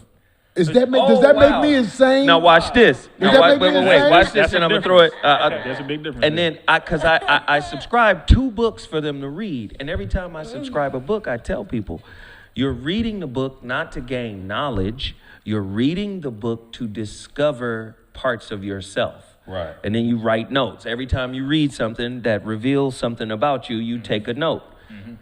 The second book is called Nonviolent Communication: A Language of Life-Changing Tools for Healthy Relationships. It's by Rosenberg, PhD. Now, this is nonviolent communication. This is an example that Rizza gave a second ago. You can tell the truth without harming somebody. Right. Because the truth can tear somebody down, or you can frame it in such a way that they can be inspired by that truth. But you can actually deflate a person by telling somebody the truth and I'm talking about tone and delivery. Right, definitely. You can tear a person down. How many times have you seen somebody struggling to make a career of something, and all they needed was a little push of motivation, and next thing you know, they worked harder than anybody ever believed them to work, and then they wound up achieving something. It might not have been, the greatest thing in the world, but they started seeing some advancement. Or I don't know nobody like that. Or you can tell somebody, you ain't gonna never make it, nigga. Right. You ain't gonna never make it. You don't have the talent. You ain't about shit. This shit is over. Yeah. And they could, if they respect you, if they trust you, they could take those that's words not to the heart. truth. That's Some not people the get truth. motivated by that too. That's not Some the people get truth. motivated by the first way. Some people get motivated by the second way. I'll tell you an example. When I was tutoring, my oldest student that I was tutoring at the literacy program, she was 86 years old, 86-year-old woman who lost the ability to read. It's for real. My bad. Right? So I'm teaching her on the phonics program, right? So we're going back to the alphabet and everything. I could have been like, damn, you're 86 years old, you can't read. Wow. Damn. What the fuck you want to read for? Do you see what I'm saying? I mean, I could have just been heartless and just like, wow. It's over for you, ain't it? I could have did that, but I was like, this woman's 86 years old and she can't read. I need to reteach her how to read. So I'm working with her and I'm encouraging her because this woman's 86. She's almost a century old, and I have to have a level of compassion. I don't know her. I don't know her like that, but she was one of my students. So I'm just giving an example of how it can be done, but it just depends. But that's why God made all kinds of people like you who can keep a straight face in that situation.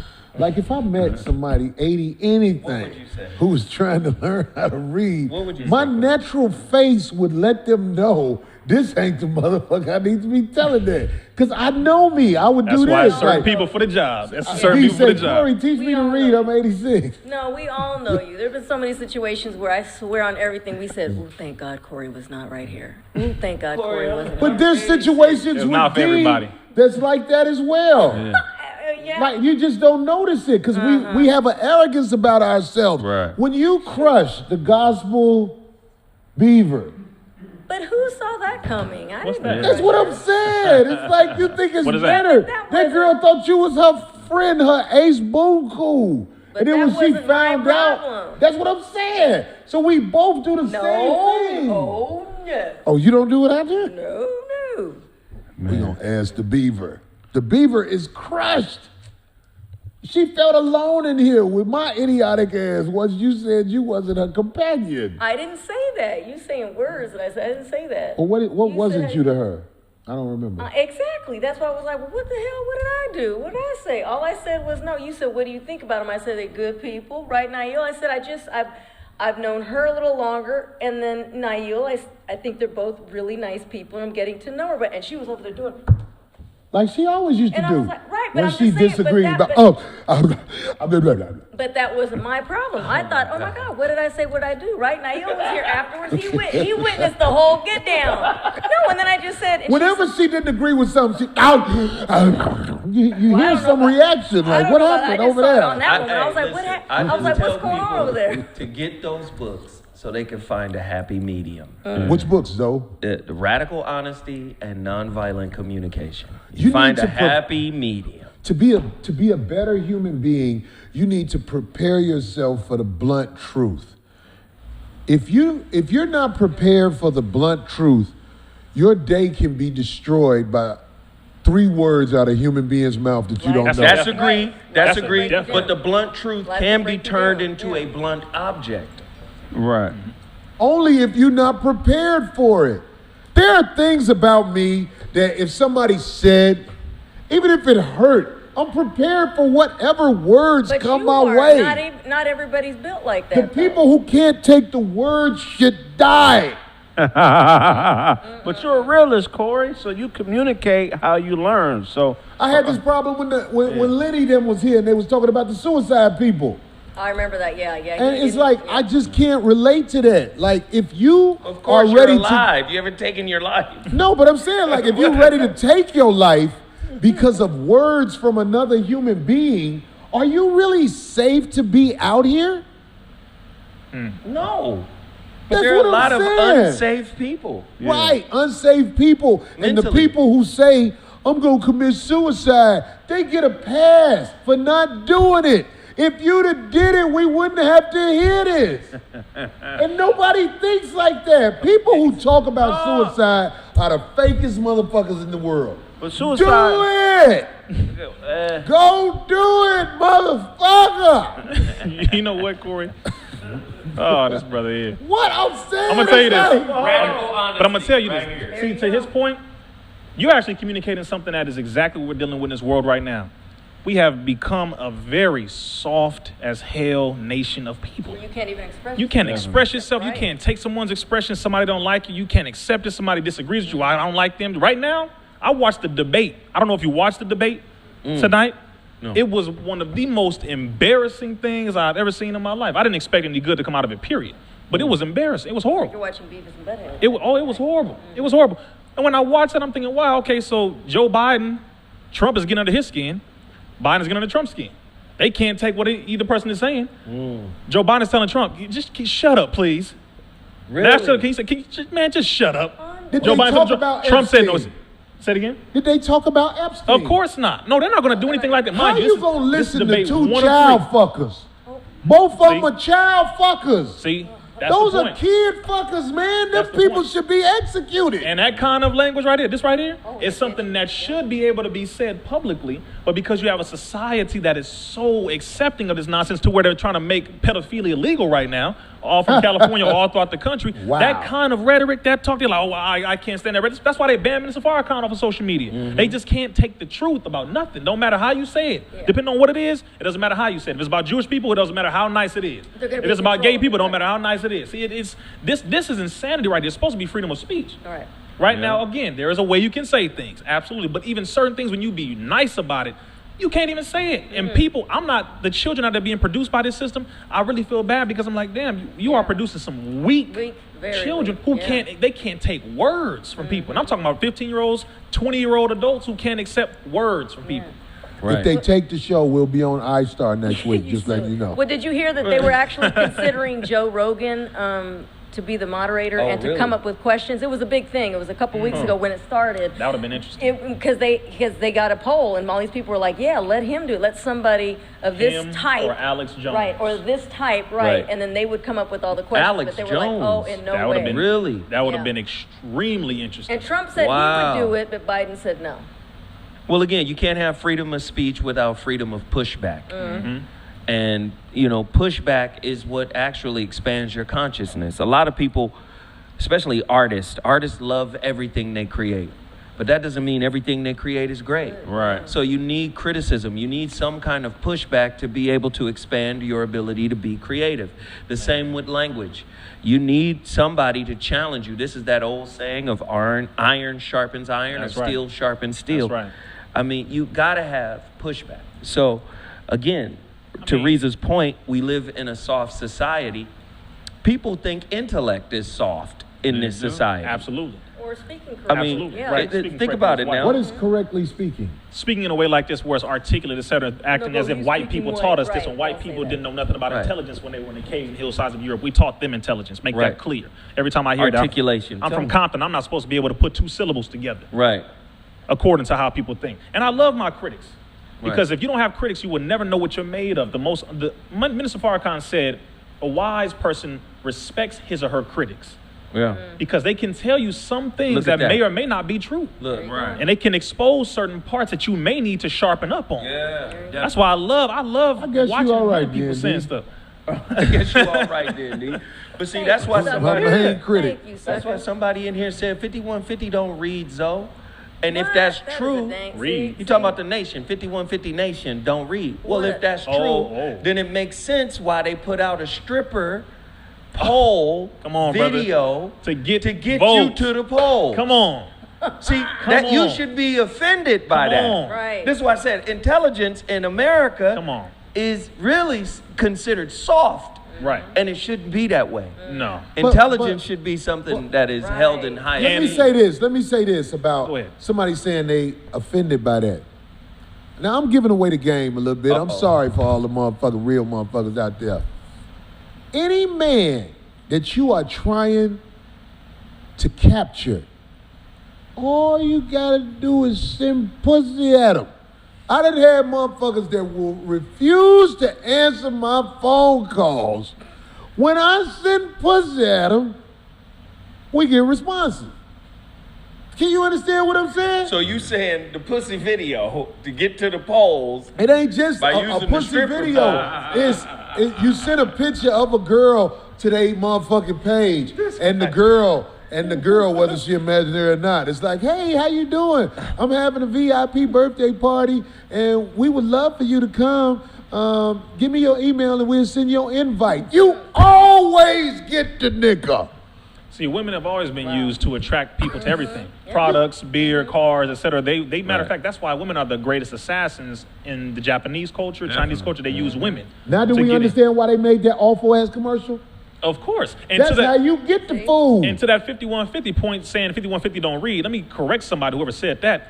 In Atlanta, when my book sold out, in large part of those over 150 books that sold out was brothers and sisters from 5150. There you go. Coming, showing up in my line, getting a book. They read D-books. They took 20 minutes out their life to read D-books. Come on. But I had to show y'all love because they read, brother. Except for Corey, I put did some the respect audible on for his 5150. These brothers read, these sisters read. Wow. I gotta give a shout out to y'all. No, that's just somebody saying something. Talk I mean, of course. it's all kinds of people that 5150 supports. Wave me down and talk to me. I done had. I think the dude was a black heart surgeon when I was in Dallas, and you know what I'm saying? Shit. All kind of people know me from 5150. That's a definite. 5150, nigga. You know what I'm saying? Yeah, So that's what they be saying. the one thing that Bobby told me is people watching this who will never admit they watch you, but they watching you, Corey. That's right. They ain't proud of it, but they watch it. It's like Jerry Springer a little bit. I used to watch Jerry Springer when I got older in my mind. You was on the mother. Wait, you was on Jerry Springer. Right. I was on Jerry Springer. About to beat up a stud. Right. They call those Reno. What'd you say, D? That was Chip Tooth Corey. They call it what? guilty pleasure. Guilty That's what pleasures? it's called guilty pleasure when you like something like that and you don't want to admit it. It's like when people go, ooh, and do you watch that any reality shows? We're like, That means most women are guilty pleasures. Did you know that, D? oh, Shit. Because people watch women that they know ain't no good for them and don't mean them well, then they but do they it. still watch them. well, or You deal just- with them. wow. Watch them or deal with them. Right. To his, I don't want to go past the brother's point when he said, you and Nick Cannon said the same thing, and I'm like, y'all crazy for this. You said, well, we gotta date more white women and have sex with more white women to breed them out of existence. Now, this is what you and Nick Cannon said. Well, no, that's Dr. Francis That's Cress, right. Yeah, To yeah. Dr. Frances Cress Weston's point, which is genetic annihilation in her book, The ISIS Paper, she's saying, listen, if you keep pushing interracial marriages and relations and white being with black, you're not going to exist. And to the point of the U.S. government, the United States Census, etc., in 2017 and 18, they came out with something called the Vanishing White American. And they have said that in over 50% of all states in the United States, there are more white deaths than births. Right. There are more white people dying than are being born. So their birth rate is upside down, is backwards. They are dying faster than they're being born. They said by the year 2042, this will be a majority brown country. Yeah. Right. Because Oh, of this. most definitely. So the interracial thing is contributing to that. And they're really a portion of that psychologically, the elite at the top who know what they're doing, they're pushing this because they are trying to get themselves back into perpetuation as a human existence by mating with black women or black Bloodline. men, Tying to into the merge the bloodline. bloodlines Yeah. to try to reinfuse it to get that melanin so that they can exist in the future. And it's natural selection as well. So a female is going to choose the most compatible, dominating, optimal. intellectual mate that she can possibly find, even if she is doing it subconsciously, you know. So No, a female is going to choose. I'm talking about the average woman out here in the streets, all races. They're going to choose help.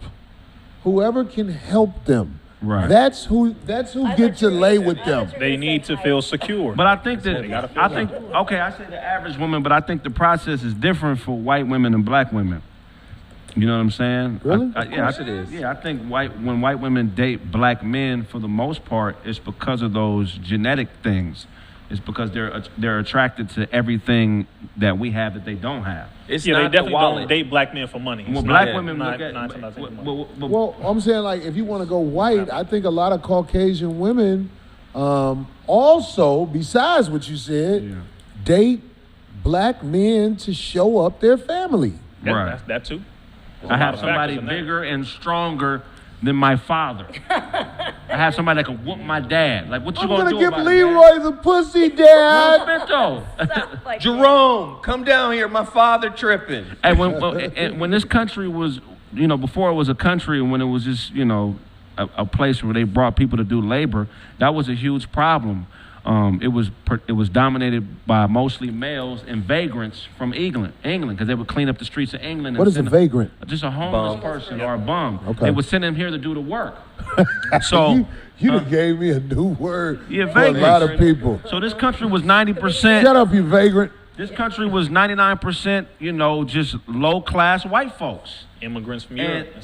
And what happened was they had to figure out a way to get the white women that were here to mate with the existing white male labor class because they were choosing Africans here that were here. Right.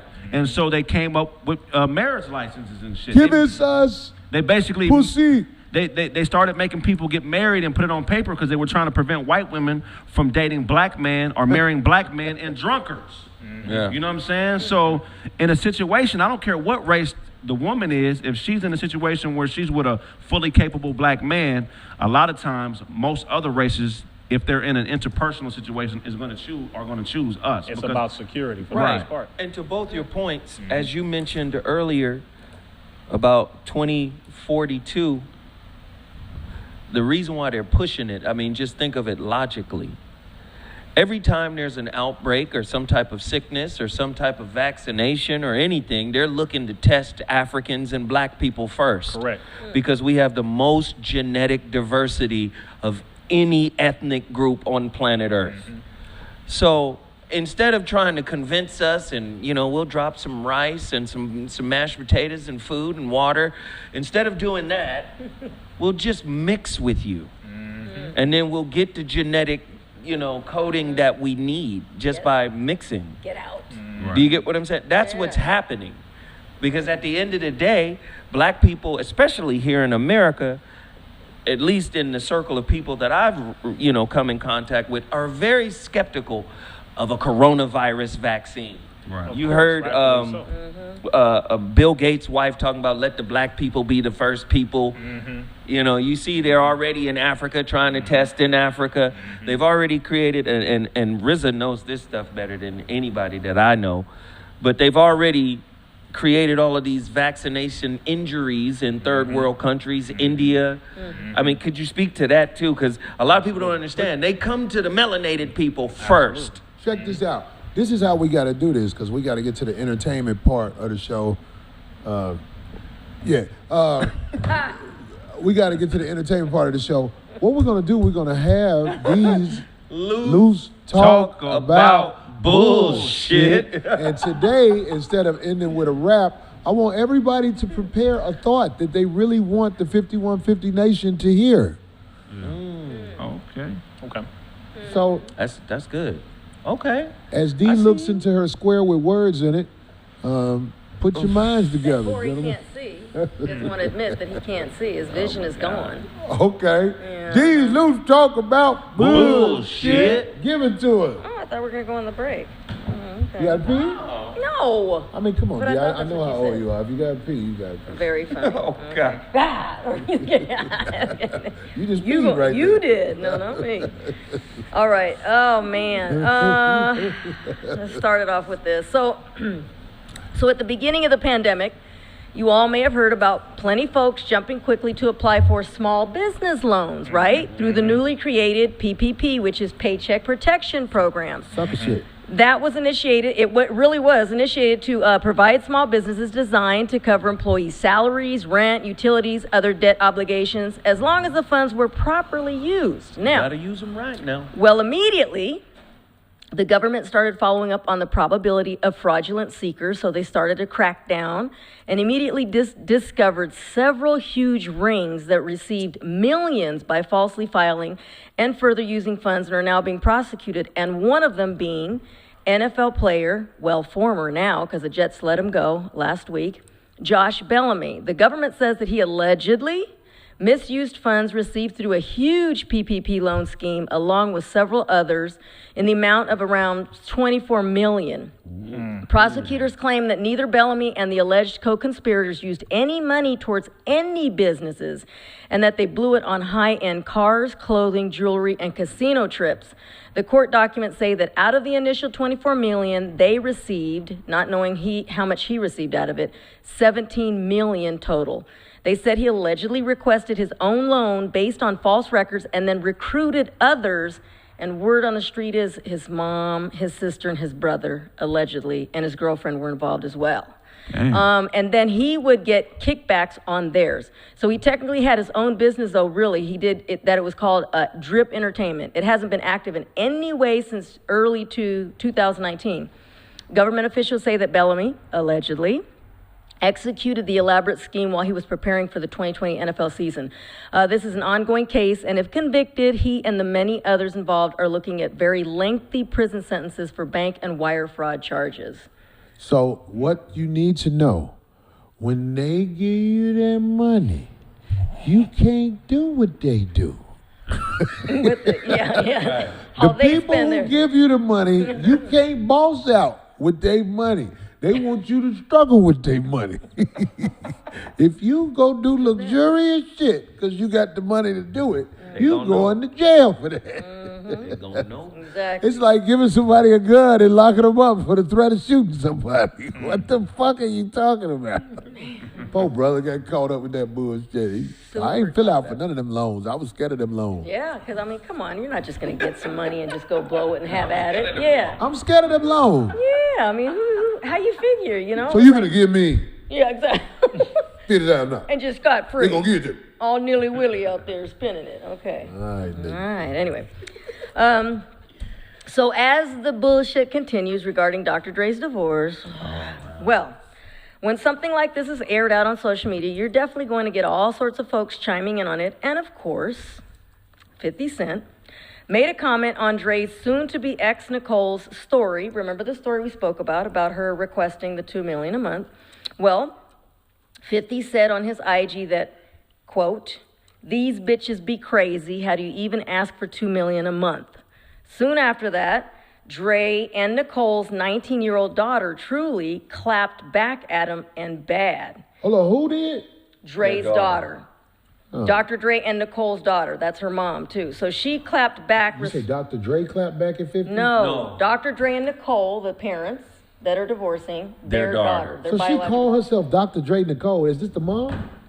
Nicole is the mother, Dr. Dre is the dad. So this is, their daughter is called Truly. That's her name. So who clapped back at 50? The daughter, the 19-year-old daughter. So the 19-year-old daughter clapped back and responded to 50's post.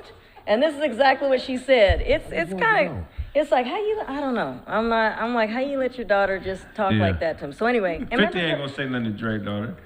What? He said something to Dre daughter? Uh-oh. Not yet. You don't want that smoke. I don't know. That nigga ain't crazy. So soon after that, she clapped back on his post and said, this is exactly what she said. I know the smoke's 50 won't. He don't want smoke. It's out there. So she says to him directly on the comments, "Ha ha, coming from an ugly, washed up, early 2000s rapper who filed for bankruptcy and is only envious of my family's wealth and lifestyle. Have fun spending the rest of your savings on steroids. Fuck you." She went in on that. Now, do you need to know more? Wait, because she need to know more about the daughter? She doubled down. Huh? She got that no more. Yeah, she did. She followed Do up you on need that. to know more about the daughter? That's all I'm saying. Do I need to know more? Nah, I know that this is a game of chess. Then she wanted to get a little heavier, a little deeper. I think she caught herself or something, because then she shared later. She kept going. He hasn't, she kept going. She posted on her Instagram a story. She said that 50's an ignorant man and said his choice of words is unforgivable, and that's after people were hitting her up, of course, and kind of checking her and stuff. She said he's an ignorant man and said his choice of words is unforgivable, and that the blatant misogyny and disrespect by ignorant men, so now she's including other people that have made comments about her mom, that is being shown is absolutely disgusting and vile. Calling my mother, my dad, this is interesting, because she says, calling my mother, my dad's wife, a bitch is unforgivable. You have no respect for me or my siblings and is extremely evident. She continued saying 50, your marketing schemes are low life and disgusting as you are. And then she said to him, using my parents' photo of them solely to gain attention for yourself. But listen, like, do you understand this is what the internet does? So if you take it personally enough to speak to somebody like that, you just showed who you are. And this ain't me dissing the young lady. This is what I would tell her if she was my daughter. You can't respond like that. If you don't like what was said, don't say nothing or be short and sweet. But calling motherfuckers out their name shows that you ain't on your shit. But he called her mama. That's what I was gonna say. She's just defending her mother. She's defending her mother at the same time, but... How is she defending her mother? She made a fool out of herself and brought more attention to it. This ain't me dissing. I'm a huge fan of Dr. Dre.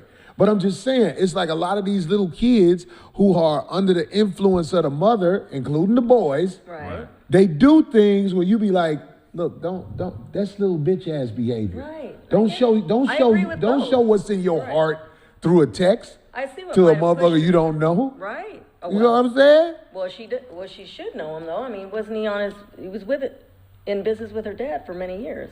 Okay, so you think her and 50 Cent cool like that? No. That's what I'm saying. No, I don't. I say I understand what might have pushed her because that is her mother, but I don't agree with her doing that at all. Yeah, I'd have been like, look, Dad, you got to come on now. I'd have said like, maybe can you call him or something or do something. I don't know, but.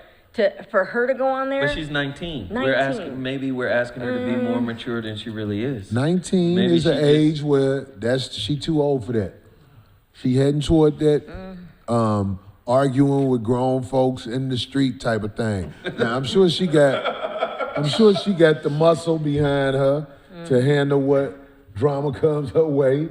But what I'm trying to say is we need to make sure 19-year-olds don't get like that over something that's said on the internet, especially by a dude who stayed cracking jokes and saying shit like that. He's known for that. It was kind of like expected, and it actually wasn't even that bad what he said.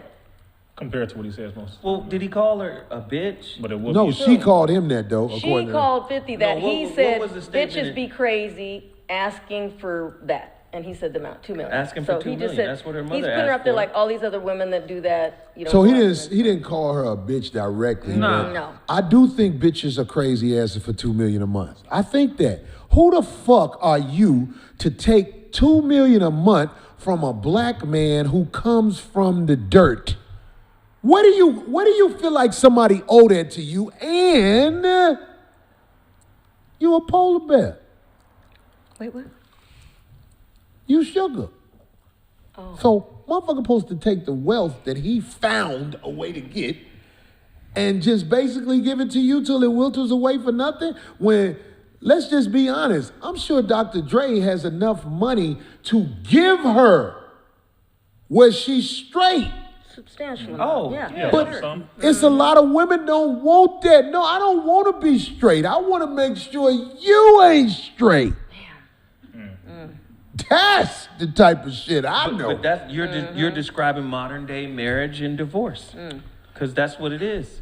I wrote this thought. I thought it was so. How much did the woman who married Tiger Woods and divorced him get? Was $750 million? Something crazy, right? Like that. $750 million. Right. He just gave all that shit up to start over. Like, look, bitch, you gone. There was fuck a lot it. of high-end ones. Even but you're supposed to lose that much money if you marry another golfer's maid. And Michael Jordan too, right? Didn't he? Why do people marry to help?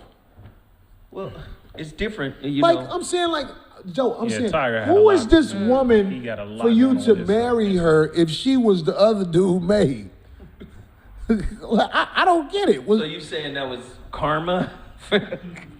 All I'm saying is, I can fuck with a lady who is from whatever background. But I guarantee you, I'm not marrying the last golfer I played against maid. Because they don't call her a maid. That's what makes me mad. They call her a model. Oh, that's right. That's what makes me mad. I'll be like, this bitch was the other motherfucker's maid. So you're not going to marry another comedian's ex-wife or a podcaster's ex-girl? I said I'm not going to marry another comedian's maid. Let's put it like that. Oh, maid, but the wife's okay. Or, the wife, or maybe, yeah, because that hurts deeper in the other guy's soul. But your maid is not going to get the paycheck of all time. She did. That was $750 million. And didn't swing a club. I wrote this thought about stuff like that. You so-called sisters will link up with the colonizers and have your ex fucked up out here. I think this is common. Oh, yeah. Common. They link up with the colonizers to make sure, not because they want some money, because there's girls who put dudes in bad situations with the colonizers who know he ain't got no money. They just want to make sure you're destroyed when they're done with you. And nobody says this. Nobody talks about that.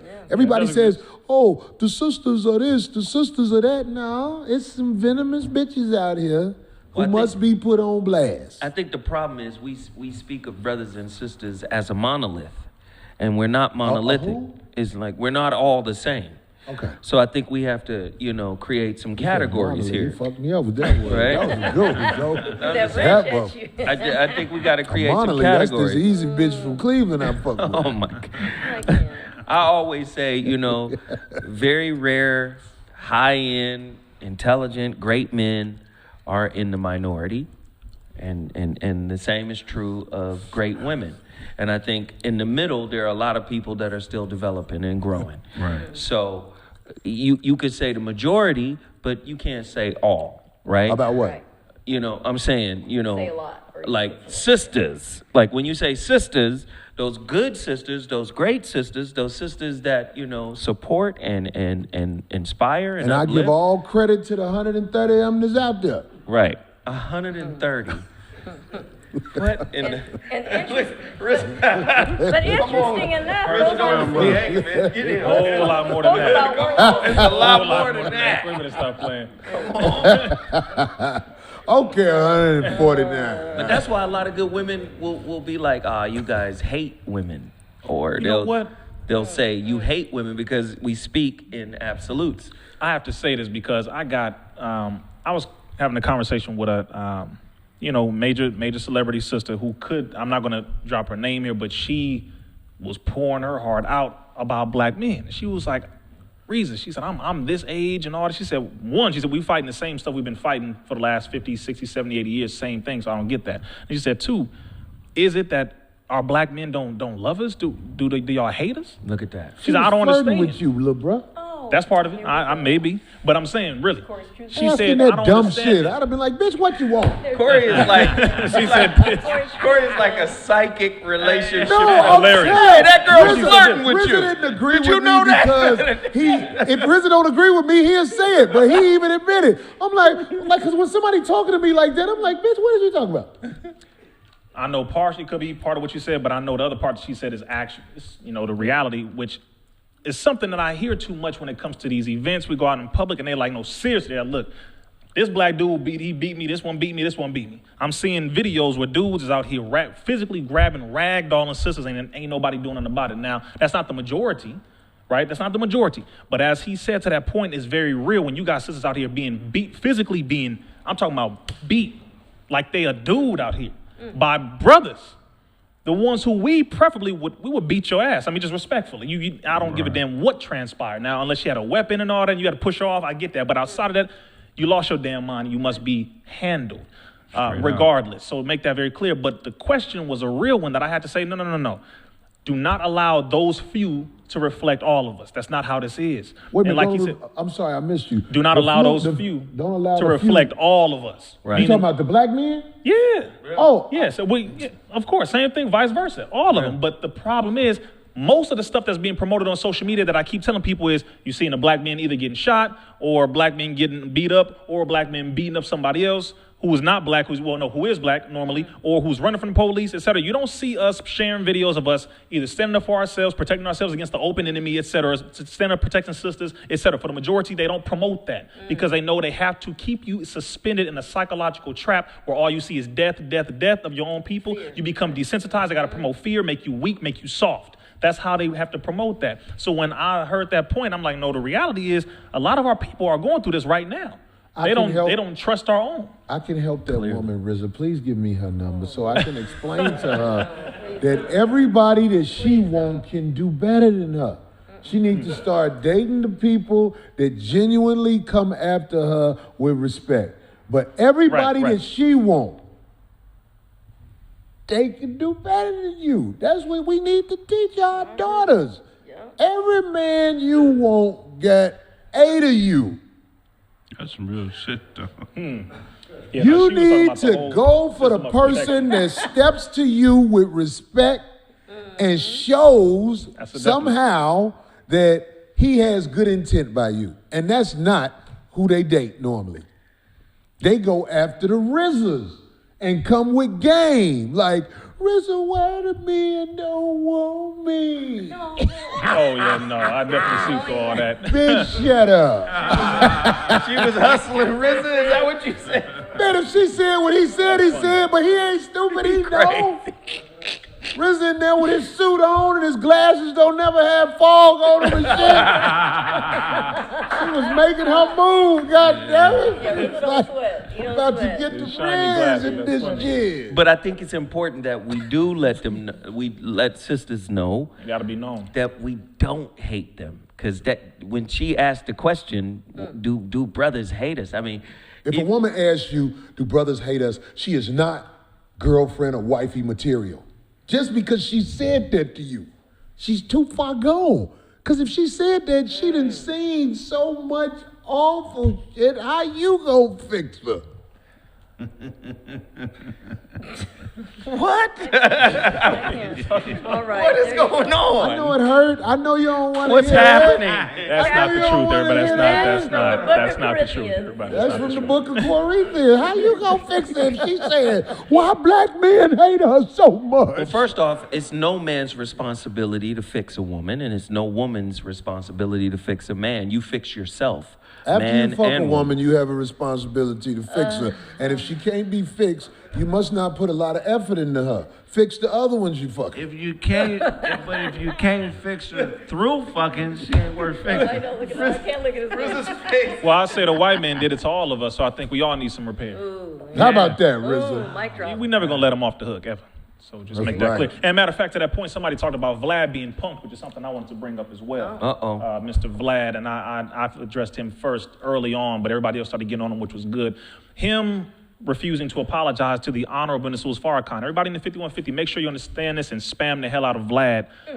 When you are a Caucasian Jewish individual, Vlad the Impaler, Vlad Dracula, who has drained over $10 million out of black people and refuses to apologize not only to Minister Farrakhan, but to us as a people. And he even told and bragged to Lord Jamar and Godfrey, he said, well, listen, this has been my best month yet, and I don't need y'all on my show.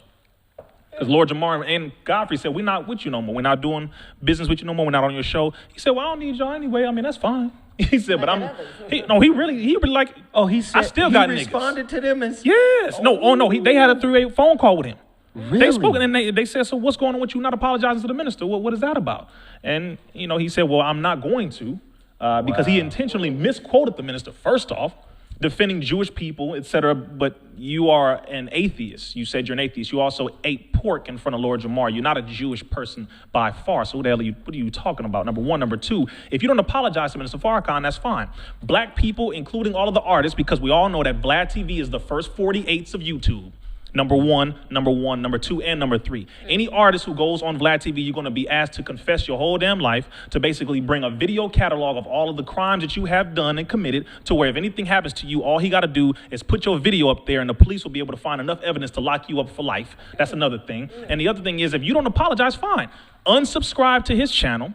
Stop watching his videos and stop promoting and supporting people who don't give a damn about the culture, who are vulturing off the culture, who are letting you know you still my nigga and I'm going to keep benefiting off of you. He don't give black people or these artists any of the money that he makes from having them on his platform that he gains all of this credibility from.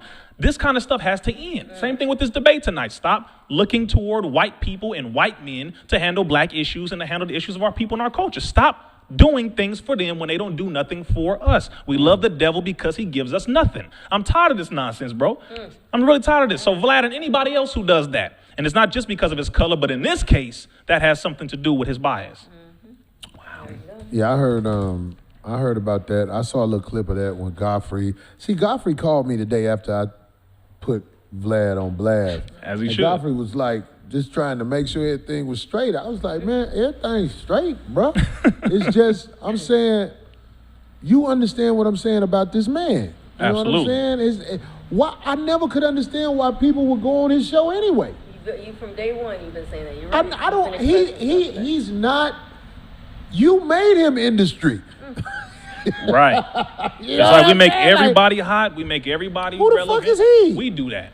Right. Like, who the fuck is Vlad? That's the first thing I said. I was like, who is Vlad and why is he calling us?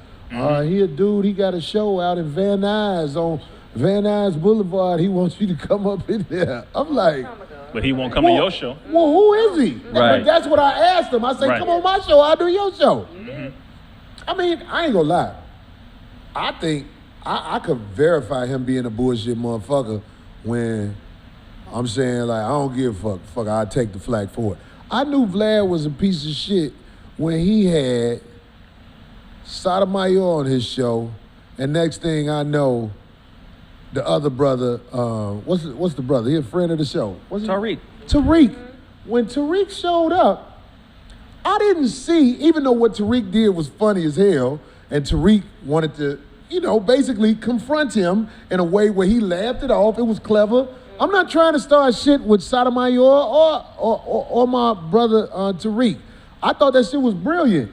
But in my mind, I was like, He set them up. That was a setup. right, I was like, now you know if it would have Cold jumped devil. off in there. That's a cold devil setup But you right don't know there. who- You see what I'm saying? I was like, Devil if it would have jumped off in there, them motherfuckers would have been on tape, like you said, because shit could happen. Of course. Two black men in there, that Right. man, Sotomayor back was against the wall because, And Vlad's face is never in front of the Right. camera. You see that shit? Always I was that like, hidden hand, just like his hidden face. that's the first thing I thought of. I was like, this Vlad is a piece of shit.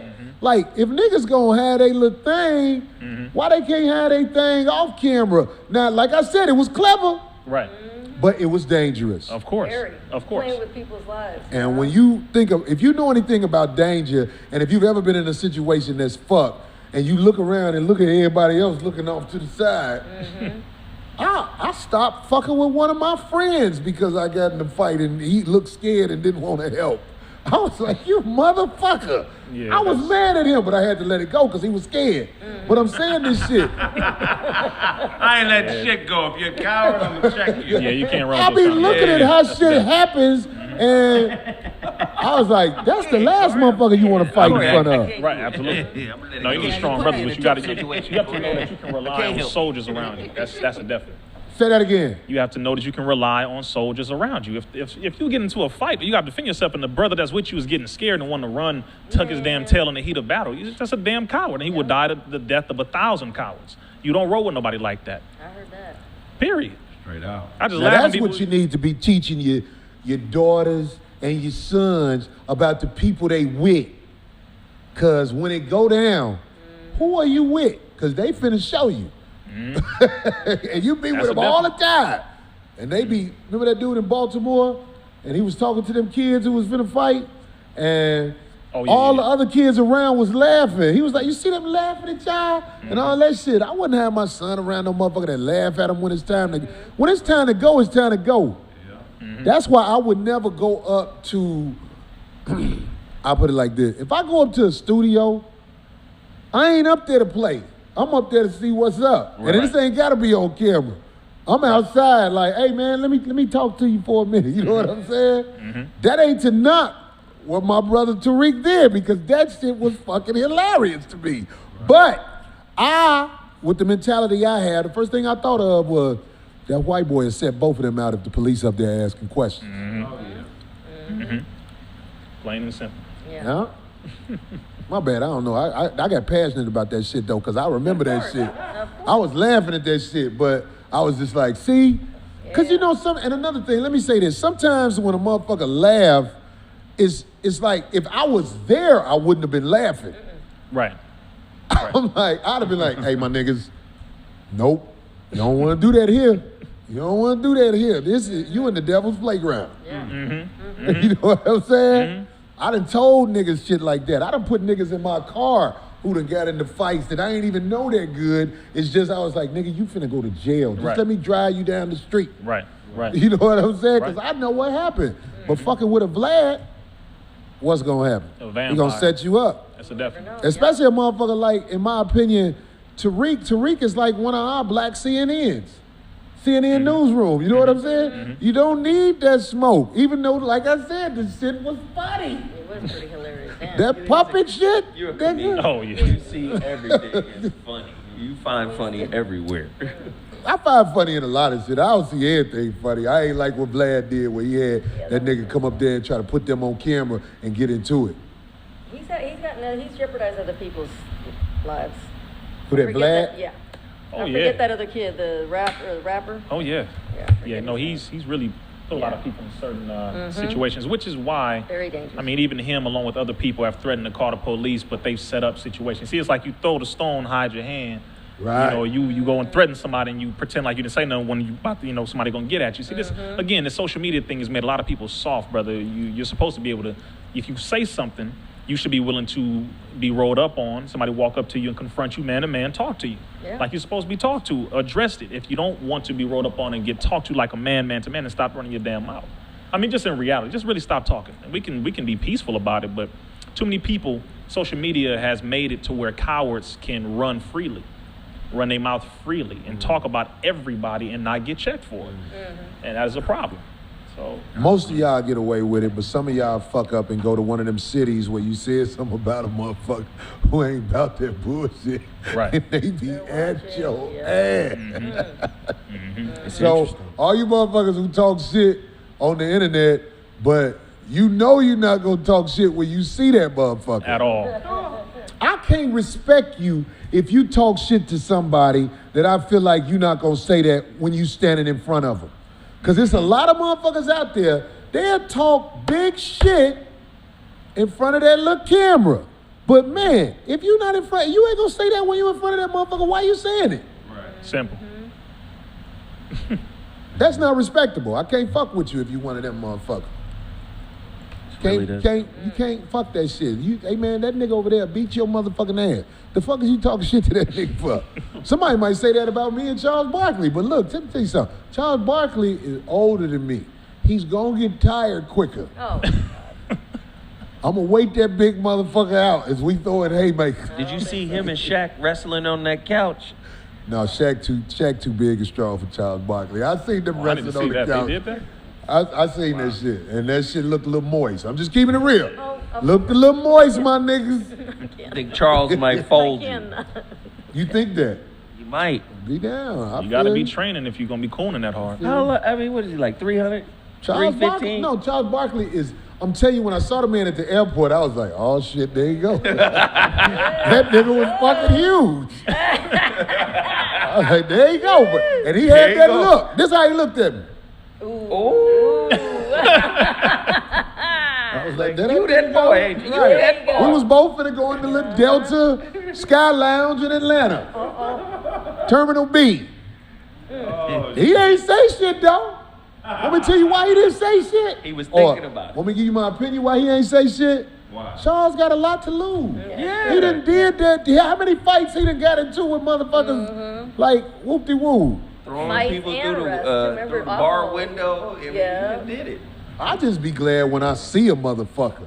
I would hate for a motherfucker to catch me from behind where I'm like, God damn it. That's why I thank God I have seen most of my drama coming. What you gonna do when Shaq see you? What? I'm gonna be like, motherfucker, I stand on that shit. Shaq ain't got no Nah, hands. he ain't cool. I stand on that shit. That shit I said about Shaq Yeah. tonight, I stand on it. I beat the dog shit out of Shaq. Shaq ain't got no hands. Yes. Oh, Shaq ain't got no sure. Old nigga, Hey man, can't no light-skinned niggas beat dark-skinned got me niggas, fucked man. up, nigga. Period. Now see, you ain't got no. I love you, Shaq. Colorism. You ain't got no hands. Ain't nobody. He ain't been tested enough. Who? Shaq. Most people turning the fade down because he big, nigga. I punch that nigga in the mouth, man. I beat the dog shit out of Shaq, man. You a dog walk. I dog walk Shaq, man. Nigga don't have a shot, man. That is- Kraig said that shit. See, let me tell you another thing about Shaq me. gonna roll up on you, boy. Shaq ain't gonna roll up on that motherfucker. Shaq got too much shit going for him out here. And he know that motherfucker, but Kraig joking. Yeah, I'm joking. Shaq, Kraig joking. Don't beat up Kraig. I love you, man, but you ain't got no If you hit Kraig, it's gonna show up quick. Even when light-skinned niggas win the fight, it look like they lost the fight. Yeah, they're punched up. Yep, they're all marked up. I seen you fight Oscar De La Hoya, nigga. That shit was sloppy. Who that? Shaq. He fought Oscar De La He did a Hoya? celebrity Don't boxing say match. that, man. Why he fought De La It was Hoya? a celebrity boxing. Shaq, what is all these moist motherfuckers you be fucking with, nigga? You gonna have to holler at me, Shaq. The De La Hoya. Come on. He fought De La Hoya, nigga. Just Some of the greatest fighters fuck with niggas. You think you could take De La Hoya? I'll beat the dog shit out of De La Hoya. He too small. Yeah, I'll fight De La De La Hoya. Hoya 5'7". I ain't talking about boxing rules. Long as we can go. Yes, Once he's I gonna get do that the neck, grab. nigga. Oh my God. You know what? All right, let me jump in on this one. Now y'all getting ridiculous now. Okay, now y'all getting ridiculous here, brother. I'm gonna make this real clear. Make sure the person who you decide to go head up with is not training. Right. Make sure of that. That's something I have to let a lot of people know. When people, for example, when people meet me in person, they be like, "God damn, you big," and it's like, yeah. What, you had something in your mind that you plan to do? Yeah, that's what I'm saying. No, really, I questioned a couple brothers. They was like, man, no, you. I was like, yeah, you all right? Yeah, Straight up. okay. Because to make it real clear, see, we train out here. I can't speak for everybody, but if you training, a lot of people are training, you never know. Right. Yeah, really. Who have belts, not just belts because oh, little fake. No, I mean, been training for years. Hey, You would nigga, the never worst know. thing in the world to do So is just get make in a sure. fight with a motherfucker who got wind. That is the worst thing you can do. Keep that It guard ain't going. gonna go good for you. No, it ain't. That's Y'all why. crazy. They like y'all crazy. I ain't gonna lie, man. If I get into a fight with a motherfucker, man, everything go. Ain't none of that head up fight. No, nigga. Corey, you I biting? am going to hit you with something. Cause I'm gonna get tired fast at this stage of the game. Would you bite? I'll do whatever the fuck I gotta do to get that motherfucker off me. Especially if the motherfucker is bigger and stronger. Ain't no motherfucking, hey, I'm gonna do some dirty shit. I just notice there's a lot more people not training, not doing nothing because everybody wants to get a gun, and that's what people keep promoting. But the reality is, once that gun runs out of bullets, one, or if you can't get to that gun fast enough, you are going to be somebody's dinner plate. Now let me say this: And all I you love niggas, the idea of fighting. What I've been you fighting for 15 years, brother. Say that again. Good point. I said, you're going to be somebody, you're going to get ate up by somebody. If you can't get to that gun fast enough, it's over for you. no, It's don't over fight for nobody with a skilled gun, fighter. Rizza. Oh, I'm just saying, No, because he's I most just of them he's motherfuckers- just saying when the gun, I love fighting. I'm if just you being can't get honest. to the gun, But I don't and aggress if the them. bullets run out, you gonna have to go hand in hand. Nah, them niggas with wind who go against a gun, they last thing they do is their final jump toward that motherfucker. Don't fight niggas with guns. Cause I'm just saying, them bullets are fucking amazing how they just, them Stretch Armstrongs a motherfucker, boy. I'm here to tell you. And who makes I done it seen the to- strongest niggas in the world get hit with one bullet. It's over. Them Oh, motherfuckers. yeah. Nah, they So don't fight niggas with guns. Fuck this. Man. Zoe fight anybody when he get mad. When Zoe get mad, he turn into the Tasmanian devil. So we ain't got to ask Zoe what he'll do if some shit go wrong. Zoe is blah. Come on, man, stop. What the?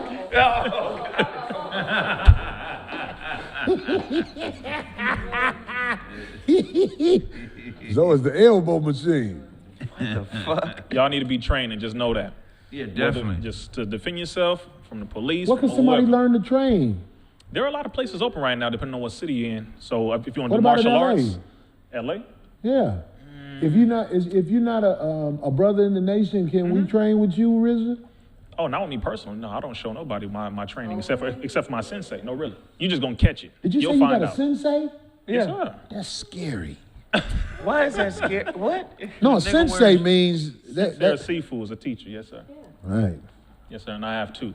One is a female, so don't look at sisters as if they don't have hands either. No, can't no girl beat my ass. Fuck. Nah, that. I don't get it. All right, bro. I know my Sifu can, brother. You think so? She's a black belt. She's been teaching for about 20 years. So this. She so trains people while she's holding a baby. She trains people. It ain't just like the movie where Angelina Jolie be beating up No, like 8 no. dudes. It's No, really Saul, girls. no, it's real. There's Movie girls out Saul. there who could be like, whoo! Brother, really, brother. So you saying if I hit her in the mouth, You're not gonna get that, coach. I'm telling you, just do not sleep on the sisters or brothers who really train. I'm not talking about this movie stuff. I mean people who really obviously train. the brothers, a man's strength is different than a woman's strength, brother Rizza. Absolutely, that's true. Well, certain women who are really trained know where to hit. they do. Right, them know where girls, to hit. if they get that good punch in, good for them. They know where to But I'm hit. saying most of them girls who be like, oh, next thing you know, they be like, oh. No, one thing that I've learned, Corey is great. about women when they train. Is they call for help. No, let me tell you something. Women get the fundamentals and the technique down. Definitely. Whereas men that I watch train in different things, they use athleticism Right. more. They're bigger and stronger. They use Somebody speed and said, a athleticism. girl will tap you out in my But gym. I'm trying boy. to tell you, women tend to, because they're not as athletic, not as muscular or whatever, they tend to get the motherfucking sharp ass technique on your ass, and next thing you know, you That's get good beat. to know. If a You woman get could smacked. fight Good off, to know. If she could fight off her back, like if she could fight on the ground, then she could probably get me. What? If she could fight off the ground, like jiu-jitsu style, like on her back on the ground, then we don't have a shot. Now, if you got a Megan Thee Stallion type of girl, But if she she's- has a better chance at getting the guy. Megan Thee Stallion. Yeah, the Bigfoot bitch who got shot in the foot, shot in the plank. But what I'm saying is, Come on, I'm talking man. about the average girl who knows she a black belt. Like, yeah, petite. It's hard to beat off a dude. Yeah. I'm saying like a big dude. It's not fair. Of course, traditionally. But again, depending on how skilled you are, is all I'm saying. I mean, I've sparred before. You sparred with a woman? not full fledged, no. Oh, that's what I'm didn't go saying. professional. That's But- the point I'm trying to make, Rizza. But the one that I What'd did, they say? this was years. I was about 15. Who's that? Just, I can't really count that because she was 3 belts higher than me. She was a little stronger than me physically. Oh, she put hands on you. What is that? Yeah. Oh, When yeah, we okay. sparred. Oh yeah. Yeah, but I don't Right, fight that's- women, but okay, I'll Yeah, get nah, in touch but with they it. I get in can. touch It's with some it. sisters who are well trained. No, it's my auntie Beth, rest in peace. I done seen her knock men out, like sleeping. It's You possible. see your auntie knock people out? My auntie Beth, rest in peace. I love you. Yeah, she was. Because of her, I believe that domestic violence is not always abuse because some women like to fight. My auntie Beth liked to fight. Oh yeah, She I knew fight this one dudes? girl She fought who- niggas. Yeah, I knew this one girl like that. She was. I'm talking about putting nigga coming- hands on a motherfucker. Man, it's a lot. my auntie It's- Beth was it's- one of those. So yeah, I'm with Rizza. It ain't. It's not. There are no absolutes. But if we stand in hand, toe to toe, and we throwing punches, Usually, yeah. No. I'm gonna knock a bitch out through the block. If she do it like this. What about Brittany? What about if Brittany Griner was fighting you with her shirt off and you saw that chest with no titties she got done? Oh my. The 7-foot basketball.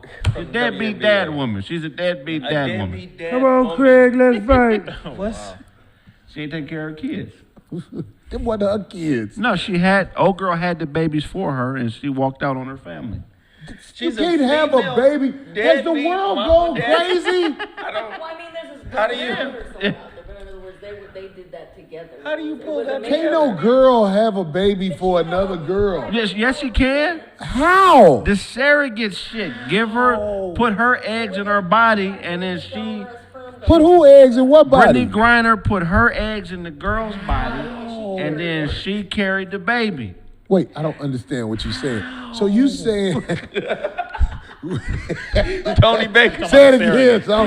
How? How?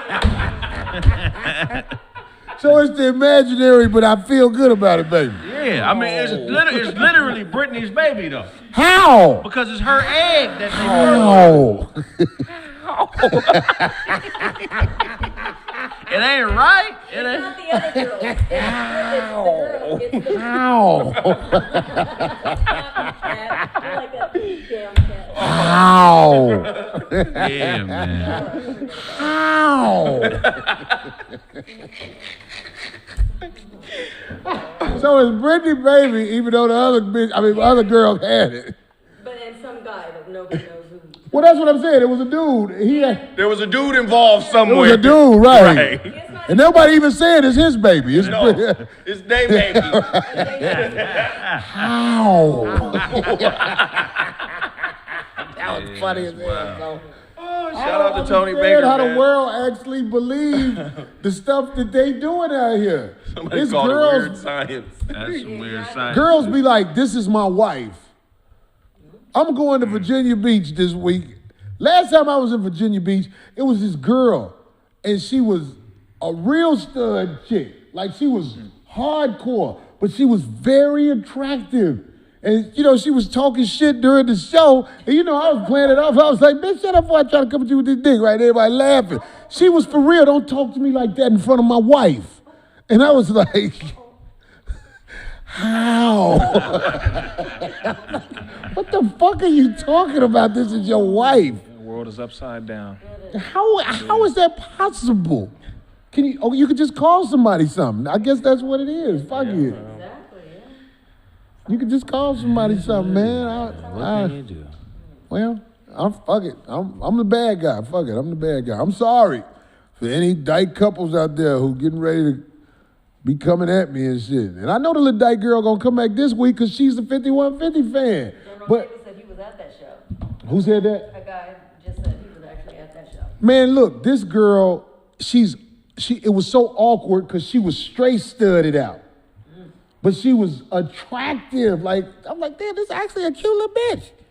Yeah. But she was on that, man, I got my wife with me, Corey, and you talking to me like that, my nigga. Yeah. What the fuck has happened, man? Fuck it, I'm the bad guy. Fuck it. Everybody who I pissed off, well, not Barkley. Anybody else I might have pissed off, I'm sorry. I'm going to go home and pray. But this shit, You don't know what they the fuck said it was. that Brittany Griner got a fucking baby she didn't have, and it's hers. And she owed child support for it. Yeah, she in the rears. nigga. But now she know what dudes feel like. It's a gang of real dudes out here in arrears for a child that ain't there. Is this the first girl who said, bitch, I don't fuck with you no more? It's the first public one, really. Wow. All right, well, it don't make sense to have a break. So what we're gonna do is if somebody has a point they want to make or something they want to promote, we'll just go across the table. Kraig, you want to go first?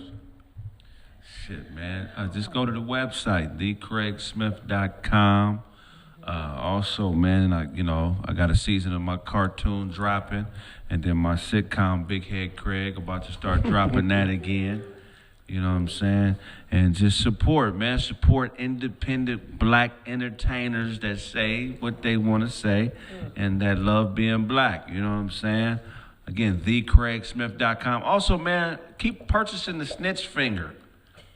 I made the snitch finger to take the money back that had been, Tell him about the snitch finger. Oh, so I made a Tekashi 6ix9ine snitch finger. You know them big ass foam fingers you wear at the baseball game? Well, I wore a finger that you put on, and when you want to snitch on a nigga, you just point at him. I'm trying to take all the money back, or bring all the money back into the community that Tekashi stole.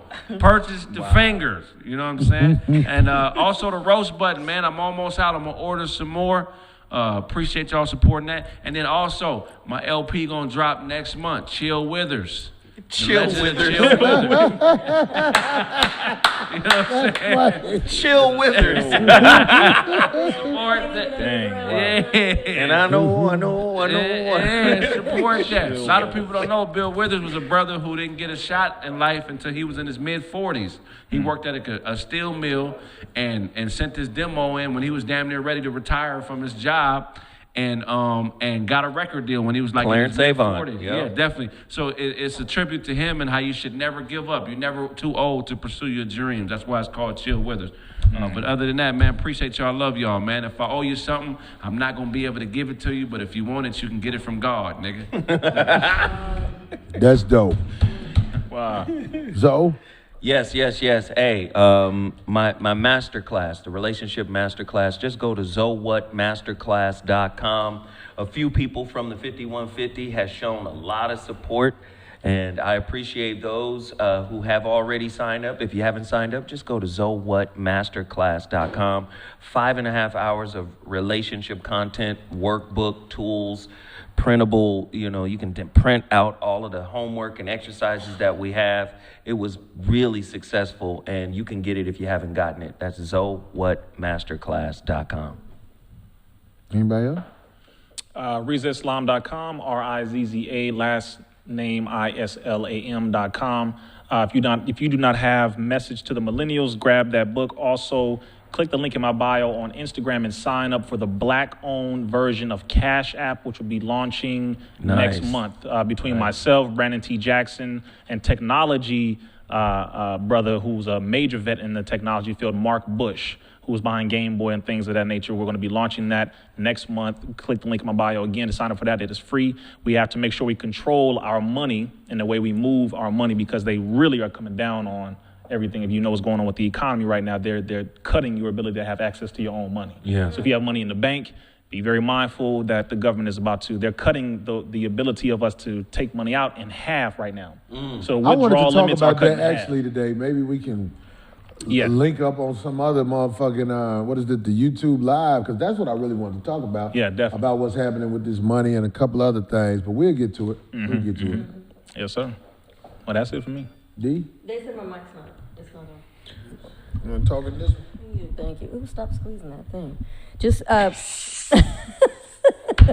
he squeezed it right as he pushed it over here. You can't anyway, squeeze the thank you to everybody that's been supporting the restaurant, been doing really well. It's always some great new people from 5150 fam that have come through, and we appreciate that. We're looking to expand and possibly open up another place somewhere in the Long Beach area, maybe really soon, and definitely expand the hours. So we're excited. So 1066 South Fairfax Avenue, AE So Delicious. Come through. I'm only there Saturday and Sundays, but we're open Thursday and Fridays as well, and we appreciate the support. D, I think I'm going to come through there this Sunday. If you go, I'm going, man. I think I'm going to slide through there. Get there I early. need to talk to her, too. Get there early? What time? I mean, anytime before 3. I think I'm going to come through on Sunday. Get there early, Probably nigga. work That's turtleneck. all the rappers have been for, man, it's like everybody in the money. It's interesting, but we appreciate it. I'm going to come through there. Yeah, I'm coming through. I'll be there. You going, Corey? I'll be out of town. I'll be at the Virginia Beach Funny Bone. Look on the website and find out about the shows. They got limited seating. The shit probably gonna sell out real fast. Big shout out to all the people in Oakland, Tommy T's last week. That shit was the bomb, them outside ass shows. That early show was fucked up because it was hot as fuck up there, goddammit. I want to say to all of the ratchets that came to the show and from Oakland, I sure do appreciate y'all. Everybody was at that first show on Sunday. That ratchet girl who came to the show, she really made the shit nice. So you and your nieces, I hope y'all get that hustle at that Motel 6 next door. All right, so that's it for the 5150 this week. I want to thank my special guests, Rizza Islam, Darelene OG Ortiz, my man Zoe, the voice of reason, and Mr. Kraig Facts in this bitch, knocking out Shaq in this motherfucker. Man, I'll sleep you, Shaq. All right, I love you. Corey. I'm just playing, man. He cleared that shit up on the show, I mean, I'll knock homeboy. That's Shaq why I out, said man. that, to give him a chance so it don't end like that. Shaq, he was playing. He was playing, nigga. Can you, Nah, I nigga? love Hey, Craig, let me holler at you for a minute. I love Shaq, man. I'm just. I'll call the police on your ass. No, I'm No, I am the police on your ass. all right, man. All y'all kids that's up this late, just realize chances are you're going to fall off in the game of life. I'm Corey Holcomb. Peace out.